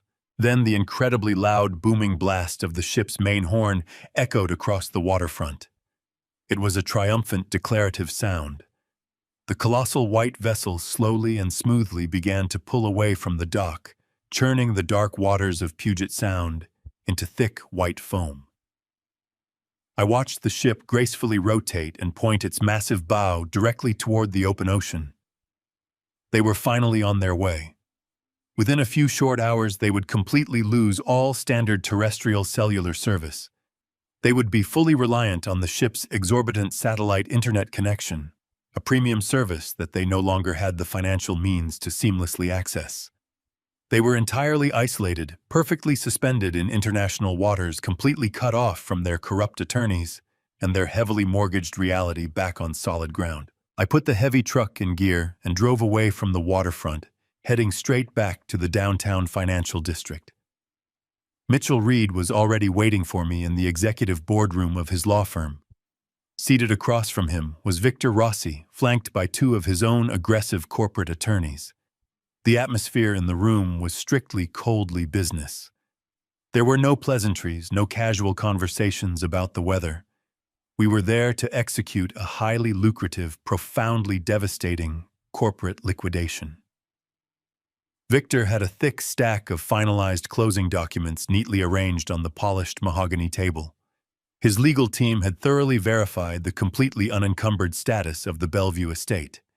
They knew they were securing an incredibly valuable asset at a massive 20% discount, and they were more than eager to finalize the transaction before I could possibly change my mind.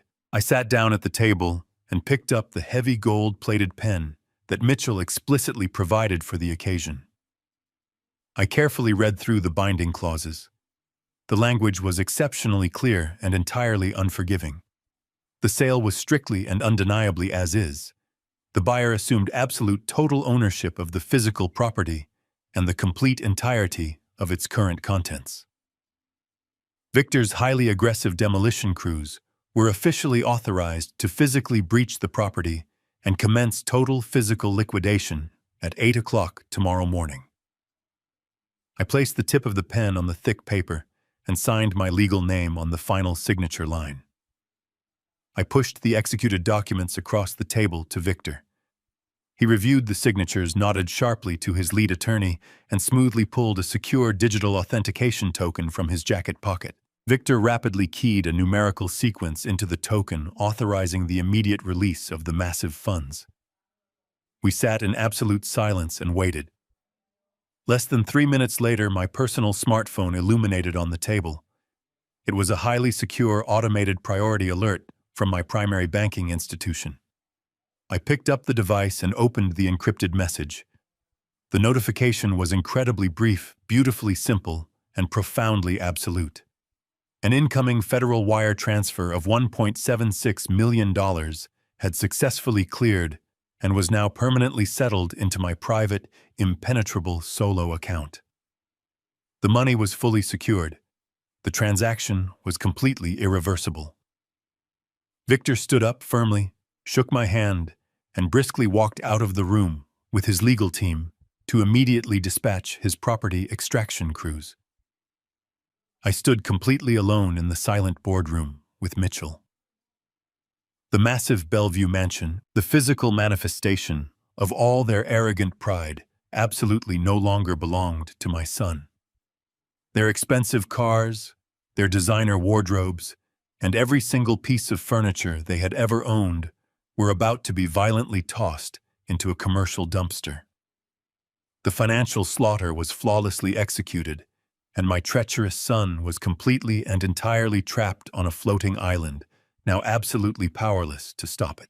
I sat in the quiet comfort of my living room, the glowing embers of the fireplace casting a warm, flickering light across the hardwood floor. A steaming cup of black coffee rested on the table beside me. The house was entirely silent, completely devoid of the suffocating grief that had plagued me just a few days prior. Hundreds of miles away, completely swallowed by the vast freezing expanse of the northern Pacific Ocean, my son and his treacherous wife were currently experiencing the absolute undeniable reality of their actions. The luxury cruise industry operates on a very specific, entirely cashless financial model. The moment a passenger steps onto the deck of the vessel, physical currency becomes completely useless. Every single transaction, from premium dining and luxury spa treatments to satellite internet and top-tier alcohol, is exclusively processed through a digital cabin key, commonly known as a CPass card. That plastic card must be securely backed by a valid, active credit account. I had completely severed that crucial financial lifeline. I knew it would take a few hours for the ship to hit international waters and update its internal billing network. Right on schedule, my smartphone began to vibrate on the coffee table. Because they were entirely cut off from standard cellular towers, they had to rely on the ship's highly restricted, incredibly weak emergency satellite network to make outgoing calls. The connection was terrible, heavily laced with crackling static, but the frantic, desperate audio messages they left on my secure voicemail system were remarkably clear in their absolute panic. I took a slow sip of my coffee, leaned back in my leather armchair, and tapped the screen to play the very first recorded message. Derek's voice echoed into the quiet room. He did not sound like the smug, calculating man who had confidently signed legal documents to steal my freedom. He sounded completely terrified, his breath coming in short, rapid gasps. He frantically explained that a massive, highly embarrassing misunderstanding had just occurred at the primary luxury lounge. Monica had proudly marched up to the premium bar, flanked by her entire arrogant family, and loudly ordered a $500 bottle of exclusive vintage champagne to properly celebrate the beginning of their opulent vacation. The bartender had smoothly taken her digital cabin card, swiped it through the terminal, and promptly informed her that the transaction was entirely declined. Derek stammered through the voicemail, vividly describing the sheer, excruciating humiliation of that specific moment. Monica had aggressively argued with the bartender, causing a massive, incredibly loud scene in front of dozens of wealthy passengers. She demanded that the staff run the card again, arrogantly proclaiming that the account was backed by a limitless platinum credit limit. The bartender tried multiple times, finally escalating the issue to the head purser, who coldly informed them that the primary funding source had been explicitly and permanently revoked by the account holder. Derek practically begged me to call the cruise line and fix what he assumed was a simple administrative banking error. He pleaded that Monica's parents were completely furious and intensely embarrassed by the public spectacle. I let the first voicemail end and smoothly tapped the screen to play the second message. This recording had been left exactly 40 minutes later. The initial confusion in Derek's voice had completely dissolved, entirely replaced by a raw, unadulterated, suffocating panic. He had marched directly down to the guest services desk to purchase a premium satellite internet package so he could access his mobile banking application and quickly transfer funds to save face. The premium internet connection cost exactly $100 per day. Derek had confidently handed the purser his physical debit card, the one directly tied to our joint emergency checking account. The very same account they had used to illegally bribe a corrupt medical doctor. He told me, his voice cracking with absolute desperation, that the debit card was completely declined due to severely insufficient funds. He was entirely frantic, loudly demanding to know how a secure bank account with over $400,000 in liquid cash could possibly be reading a stark, undeniable zero balance. He begged me to answer the phone. He pleaded with me to contact the financial institution and report a massive, catastrophic bank fraud. He actually had the sheer, unmitigated audacity to ask me to protect the very money he had systematically planned to use for my permanent legal destruction. I listened to his pathetic, cracking voice and felt an overwhelming wave of cold, calculating satisfaction. They were finally beginning to understand the full terrifying scope of their bleak situation. They were physically trapped inside a massive floating metal box in the middle of a freezing ocean. They had absolutely no active credit cards, zero accessible cash, and absolutely no way to generate any liquid funds. The third and final voicemail was the most revealing. It was not Derek. It was Monica. The thick, arrogant superiority she had displayed in the Bellevue mansion was completely gone. She was practically weeping into the receiver. She sobbed about how her entire family was mercilessly turning against her. Bradley, her parasitic brother, was throwing a massive explosive tantrum in the hallway because he could not order a single drop of alcohol.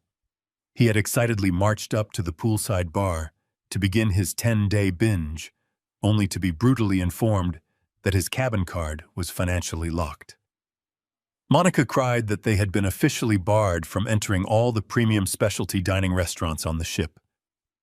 Because they possessed absolutely no valid payment methods, they were now strictly relegated to the massive crowded, complimentary buffet lines along with the thousands of ordinary economy passengers they constantly mocked. She wailed about the sheer indignity of having to stand in a long line just to get a basic plate of free pasta. She vividly described the burning judgmental glares from her wealthy parents, who had completely expected a flawless, highly pampered luxury experience on my dime. Instead, her parents were currently trapped in a tiny standard economy cabin, furious that their premium reservations had been totally voided. Monica begged me to fix the accounts, promising to apologize for whatever minor slight she had supposedly committed. She still genuinely believed this was just a petty temporary punishment for a minor disagreement. She had absolutely no idea that while she was crying over a declined bottle of expensive champagne and a ruined dinner reservation, my real estate contacts were actively finalizing the complete total demolition of her entire life back on dry land. I slowly deleted all 3 voicemails permanently, erasing their desperate begging voices from my secure digital server. I placed my smartphone back onto the solid wooden table and took another slow, deeply satisfying sip of my hot coffee. Let them eat from the free buffet line. Let them suffer the brutal, unyielding fury of her humiliated, arrogant family. Let them spend the next 10 days trapped on a massive boat, slowly descending into complete and total financial madness. They absolutely deserved every single agonizing second of this beautiful, flawless nautical nightmare. Their precious vacation had officially become a floating prison.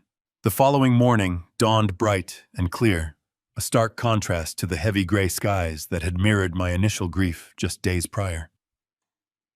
The crisp air felt invigorating as I drove my truck across the bridge toward the affluent, manicured neighborhoods of Bellevue.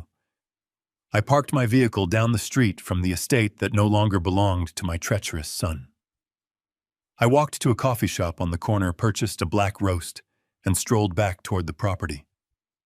I positioned myself comfortably on the public sidewalk, directly across the quiet, tree-lined street. The neighborhood was serene, filled with the quiet hum of automated sprinklers and distant landscaping crews. It was a picture of suburban tranquility, oblivious to the corporate liquidation that was about to violently unfold.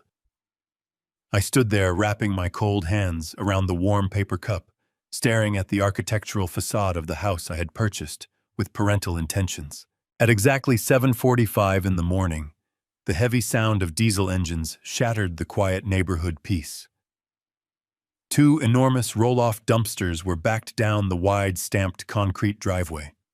The heavy steel wheels gouged deep, unceremonious tracks into the pristine landscaping Monica had arrogantly demanded I finance just last spring. Behind the dumpsters, 3 large box trucks pulled up to the curb.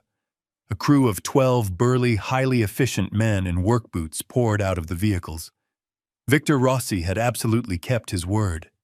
These were hardened property extraction specialists accustomed to corporate liquidations. They operated with a cold precision that was entirely terrifying to witness.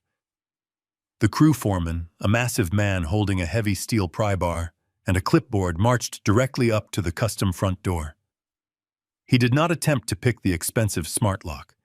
He simply jammed the steel bar into the doorframe and wrenched it backward, shattering the locking mechanism with a loud crack. The heavy wooden door swung open, exposing the pristine interior of Derek and Monica's stolen sanctuary. The financial slaughter commenced instantly. The workers flooded into the wide, sunlit foyer like an organized army of relentless locusts. Within minutes, the massive front doors were permanently wedged open, and the physical eradication of their entire pretentious lifestyle began in earnest. 2 burly workers emerged from the front door carrying Monica's prized, custom-ordered Italian velvet sofas. I remembered the exact day she purchased them. She had casually handed the elite interior designer my platinum credit card, without a single moment of hesitation, racking up tens of thousands of dollars in a single afternoon, while claiming she simply needed the living room to properly reflect her elevated social status. I watched with profound satisfaction as the workers carelessly dragged the incredibly expensive white velvet across the rough concrete porch. They hoisted the sofas over the rusted steel rim and let them violently crash into the empty metal bin. The delicate, imported fabric instantly tore against the sharp edges of the rusted container, completely ruining the massive investment in less than 5 seconds. The relentless parade of destruction continued without a single pause. Another group of workers began violently hurling massive black garbage bags out of the second-story master bedroom window, aiming directly for the open dumpster below. The bags were overflowing with Monica's incredibly expensive, meticulously curated designer wardrobe. Hundreds of silk dresses, premium leather handbags, and imported European shoes cascaded down into the filthy metal bin like common household trash. She had eagerly planned exactly which luxury resort outfits she would proudly wear on the cruise ship deck, blissfully unaware that her entire material existence was currently being tossed into a garbage heap. Then came Derek's prized possessions. A worker casually walked out of the garage carrying 2 heavy premium leather golf bags filled with custom-fitted, incredibly expensive titanium clubs. Derek had insisted he needed the professional-grade equipment to properly network with wealthy executives. The worker grabbed those bags by their premium leather straps, swung them heavily through the air, and aggressively hurled them over the high steel wall of the dumpster. The incredibly satisfying sound of bending titanium shafts and snapping carbon fiber echoed loudly across the quiet suburban street. I took another slow, deeply rewarding sip of my hot coffee as a separate team of specialized workers arrived in a small utility van. They completely ignored the massive volume of furniture being violently thrown away and walked directly up to the front entrance. They carried heavy drills, fresh brass hardware, and thick metal strike plates. Victor Rossi was officially securing his newly acquired asset. The workers aggressively stripped away the broken electronic smart locks that Monica had previously programmed with her personal security codes. They installed heavy commercial-grade deadbolts on every single exterior door of the massive estate. The physical manifestation of their total exclusion was incredibly powerful to witness. Even if Derek and Monica miraculously managed to escape their floating nautical prison and somehow secure a ride back to this specific neighborhood, they would find absolutely nothing waiting for them. Their custom digital access codes were permanently erased. Their physical keys were entirely useless. They were now completely locked out of the exact same property they had once arrogantly claimed as their undeniable birthright. For 3 solid, highly chaotic hours, the aggressive extraction crew ruthlessly gutted the entire $2.2 million property. They systematically stripped away every single television, every piece of expensive modern artwork, every custom-imported rug, and every single digital device left carelessly resting on the granite kitchen counters. The massive steel dumpsters quickly filled to the absolute brim with the shattered, ruined remnants of their completely unearned, highly pretentious lifestyle. Not a single photograph, not a single piece of expensive jewelry, not a single pair of designer sunglasses was spared from the violent, unyielding corporate liquidation. Everything they owned, everything they had arrogantly purchased with my stolen wealth, was brutally treated as entirely abandoned, worthless trash. When the massive job was finally completed, the crew foreman loudly blew a sharp whistle. The workers rapidly climbed back into their unmarked vehicles. A hydraulic diesel truck backed up to the driveway, secured the massive steel dumpsters, and slowly hauled them away toward the municipal landfill. The quiet, affluent neighborhood slowly returned to its pristine, serene state, entirely unbothered by the absolute devastation that had just occurred on that specific premium lot. I stood on the sidewalk for several more minutes, simply staring at the completely empty, thoroughly secured house. The massive front windows, previously framed by expensive silk curtains, now revealed nothing but bare, hollow, echoing rooms. The total physical eradication of Derek and Monica Caldwell was officially complete. They had absolutely no home to return to, zero physical possessions to their name, and completely empty bank accounts. They were currently trapped in the middle of a freezing ocean, hopelessly drowning in a profound, inescapable financial nightmare of their own incredibly arrogant design. I slowly crushed the empty paper coffee cup in my right hand, turned away from the empty, soulless estate, and calmly walked back toward my waiting truck, feeling an overwhelming, absolute sense of profound, permanent, and undeniable peace. 10 days is a remarkably brief period of time in the grand scheme of an entire human life, but when you are trapped in a floating metallic cage of your own financial ruin, 10 days can easily stretch into an absolute agonizing eternity. I did not need to physically stand at the Seattle port to know exactly how the miserable disembarkation process was unfolding. My private investigator, Robert Sanchez, had discreetly positioned himself near the main terminal doors, providing me with highly detailed real-time audio updates from a secure distance. The colossal white ocean liner slowly drifted back to the dock under a heavy, overcast morning sky. But there was absolutely no joy radiating from the returning passengers I was currently tracking. While thousands of sunburnt, happily exhausted travelers eagerly streamed down the primary gangways, my treacherous son and his parasitic in-laws were severely delayed.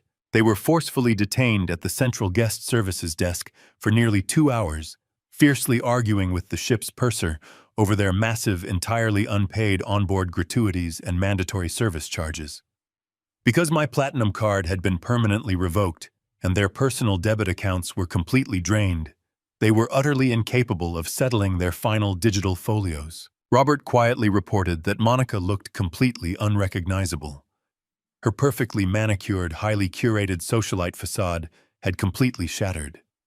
She was wearing the exact same wrinkled designer sweatpants she had boarded the ship, with her face pale, her hair tied in a messy, chaotic knot. Her parents, who had proudly expected to be treated like nautical royalty, were radiating a toxic, furious silence. They completely refused to even look at Derek.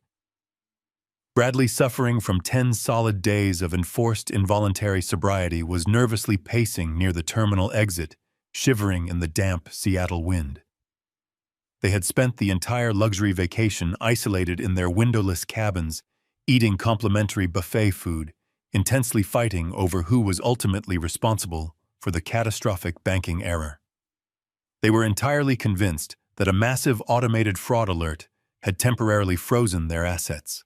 They genuinely believed that the moment they stepped off the ship and found a stable cellular signal, a quick, aggressive phone call to the bank would instantly restore their unearned wealth. They desperately pooled the absolute last remnants of their physical currency.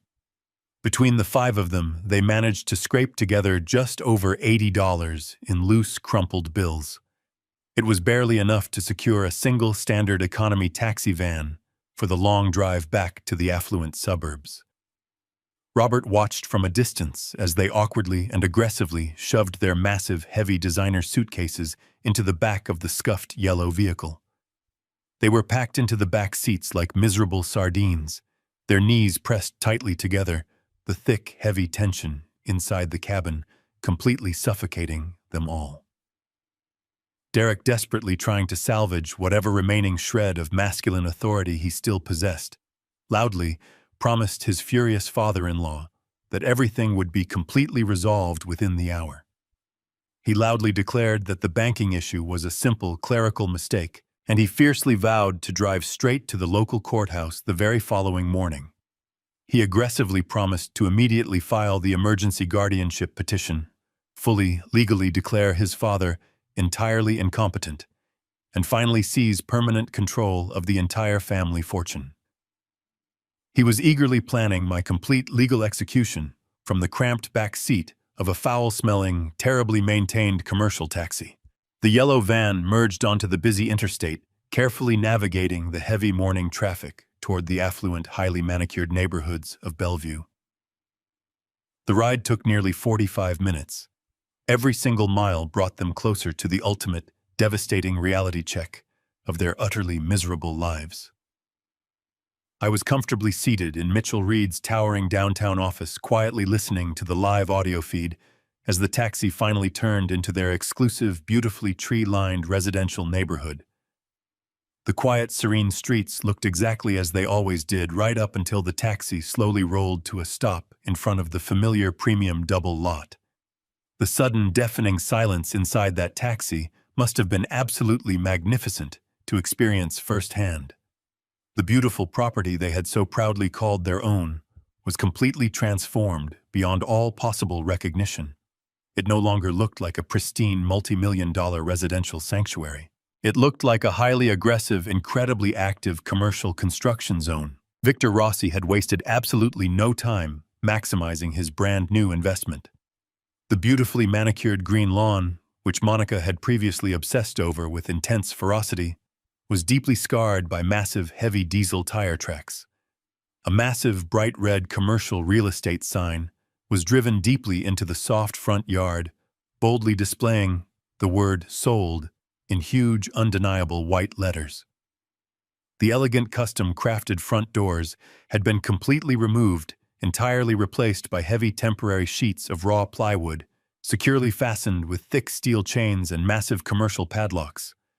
Several of the large bay windows on the lower level were heavily covered in thick plastic sheeting, actively being prepped for rapid, highly intrusive corporate remodeling. The massive house was entirely dark, completely hollow, and utterly devoid of all previous domestic life.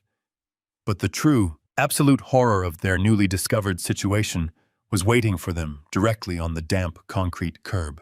Robert quietly narrated the chaotic scene as Derek and Monica slowly stumbled out of the yellow taxi, their mouths hanging wide open, in sheer, unadulterated, mind-numbing shock.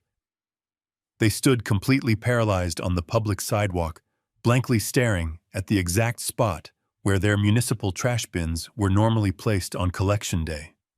They're carelessly stacked in a massive, incredibly chaotic pile were dozens of heavy black industrial garbage bags. The plastic bags were violently ripping at the seams, fully exposing the ruined, discarded remnants of their entire pretentious, heavily financed lifestyle. A crushed, severely bent titanium golf club violently protruded sharply from one of the overstuffed bags. A highly expensive, carefully imported designer silk dress loosely spilled out of another, completely soaked by the damp, dirty morning pavement. Victor's highly aggressive demolition crew had ruthlessly followed my exact, unrelenting instructions to the absolute letter.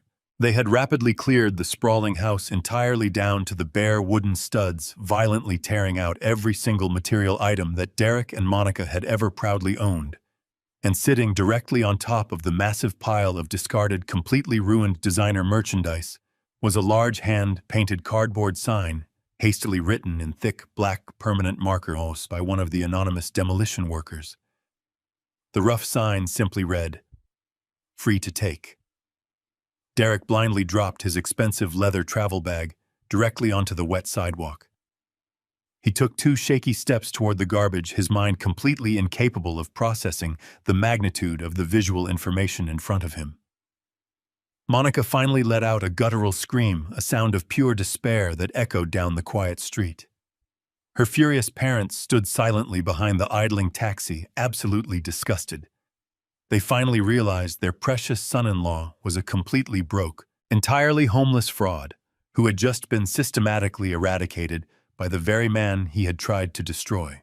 While Robert quietly relayed the glorious details of that curbside meltdown through my earpiece, I was nowhere near the Bellevue area. I was comfortably seated in a plush leather armchair inside the highly exclusive first-class lounge at the Seattle-Tacoma International Airport. The ambient noise of the terminal was completely muted behind thick glass windows. I was sipping a perfectly brewed espresso, watching massive commercial jetliners slowly taxi across the wet tarmac. The sheer contrast between my serene, luxurious environment and the absolute chaotic devastation unfolding on that damp suburban sidewalk was incredibly satisfying. I had booked a premium flight to a quiet, sun-drenched island in the Caribbean, deciding that I truly deserved a genuine, profoundly relaxing vacation after meticulously dismantling the treacherous lives of my only son and his incredibly arrogant wife. I took another slow, deeply appreciative sip of my coffee, feeling the warm liquid soothe the last remaining traces of tension in my chest. My smartphone rested flat on the polished glass table next to my espresso cup. The screen remained entirely dark for several long minutes as Robert concluded his detailed surveillance report and quietly ended our secure call. He confirmed that the furious parents had already ordered a separate taxi, completely abandoning their disgraced daughter and humiliated son-in-law on the side of the road. I knew exactly what was going to happen next. Derek would aggressively cycle through the standard stages of grief and absolute panic. He would furiously attempt to unlock his frozen bank applications. He would desperately try to contact the corporate real estate agency listed on that massive red sign in the front yard. And finally, when absolutely every single avenue of escape had been brutally slammed shut in his face, he would be forced to call the one man he had so callously plotted to lock away in a sterile medical facility. Right on cue, the smartphone illuminated, vibrating harshly against the smooth glass surface. The caller identification displayed Derek's name. I did not answer it immediately.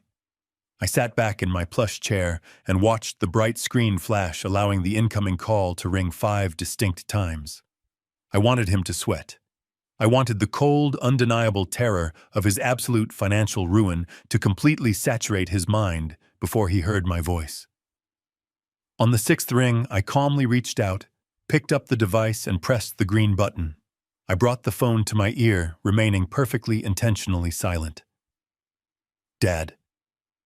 Derek screamed into the receiver, his voice cracking with a high-pitched, unfamiliar hysteria. "Dad. What the hell is going on? Where are you? You need to fix this right now. Our house is completely locked up. There are heavy wooden boards over the front windows. Some insane construction company threw all of our clothes in a pile of garbage on the street." I could hear the chaotic sounds of passing traffic roaring in the background, mixed heavily with the sharp, shrill sounds of Monica violently sobbing. She was audibly wailing, a continuous, breathless sound of pure, unadulterated material loss. "My bank accounts are empty." Derek continued, his breath coming in short, panicked gasps. "The joint emergency fund is completely wiped out. My personal debit cards are declining. The cruise line entirely humiliated us. They locked our cabin cards. Monica's parents just left us standing on the sidewalk. You have to call the bank immediately. You have to call the police.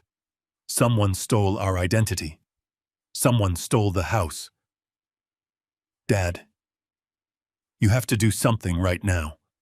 He was practically hyperventilating, desperately clinging to the incredibly fragile hope that this was all just a massive, catastrophic mistake. He was still trying to play the traditional role of the concerned, innocent son, relying on his wealthy father to immediately swoop in and financially rescue him. I took a slow, deep breath, letting his frantic, pathetic demands hang heavily in the digital connection between us. When I finally spoke, my voice was a smooth, chillingly calm whisper of absolute, unyielding authority. "I do not have Alzheimer's, son," I stated, enunciating every single syllable with razor-sharp precision. "But I did have a profound, life-altering epiphany." The dead silence that instantly fell over the other end of the line was absolute perfection. The chaotic background noise of the street seemed to completely freeze. Even Monica's hysterical wailing momentarily choked to a sudden, terrified halt. The sheer, undeniable weight of my words slammed directly into his chest. He suddenly realized that I knew absolutely everything. I did not wait for him to formulate a pathetic, desperate lie. I methodically laid out the complete, inescapable reality of his brand-new existence. "I sold the house, Derek," I continued, my tone completely devoid of any parental warmth or lingering mercy. "I liquidated the entire Bellevue property to a corporate cash buyer 2 days ago. I authorized a completely unconditional, strictly as-is transaction. That means every single piece of custom furniture, every designer handbag, and those expensive golf clubs you loved so much, legally belonged to the demolition crew. I explicitly instructed them to treat your possessions exactly like the absolute garbage you both proved yourselves to be." "Dad." "Please," Derek whimpered, his voice shrinking into a pathetic, broken whisper. "You cannot do this to us. You gave us that house. It was ours." "It was a revocable trust," I corrected him smoothly. "A trust that I permanently revoked the very same day you decided to formally cancel our family cruise through a cowardly text message. And those bank accounts you are currently crying about, I drained them. I legally transferred every single cent of my hard-earned cash into a highly secure solo account." "You have absolutely nothing left, Derek. You are officially bankrupt, totally homeless, and entirely cut off from the massive wealth you so arrogantly believed you were fully entitled to steal." No, you cannot leave us like this," Derek pleaded, the sound of genuine suffocating panic completely overtaking his words.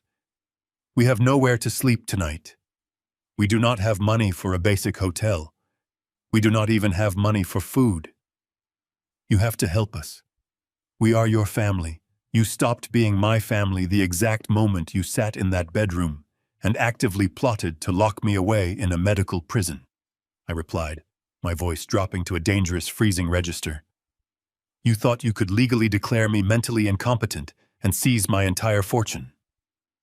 I paused, listening to his terrified breathing. Monica started screaming in the background, begging me to forgive them. I completely ignored her and delivered the final blow. "By the way, Mitchell sent a copy of your fraudulent incapacity petition and the corrupt doctor's signature straight to the FBI for conspiracy to commit elder fraud." Derek let out a choked, horrifying sound. "You are looking at a very lengthy federal criminal indictment," I added. "I strongly suggest you use whatever loose change you have left to hire a defense attorney." I ended the call, picked up my premium travel bag, and confidently walked toward my gate, ready to begin my new life.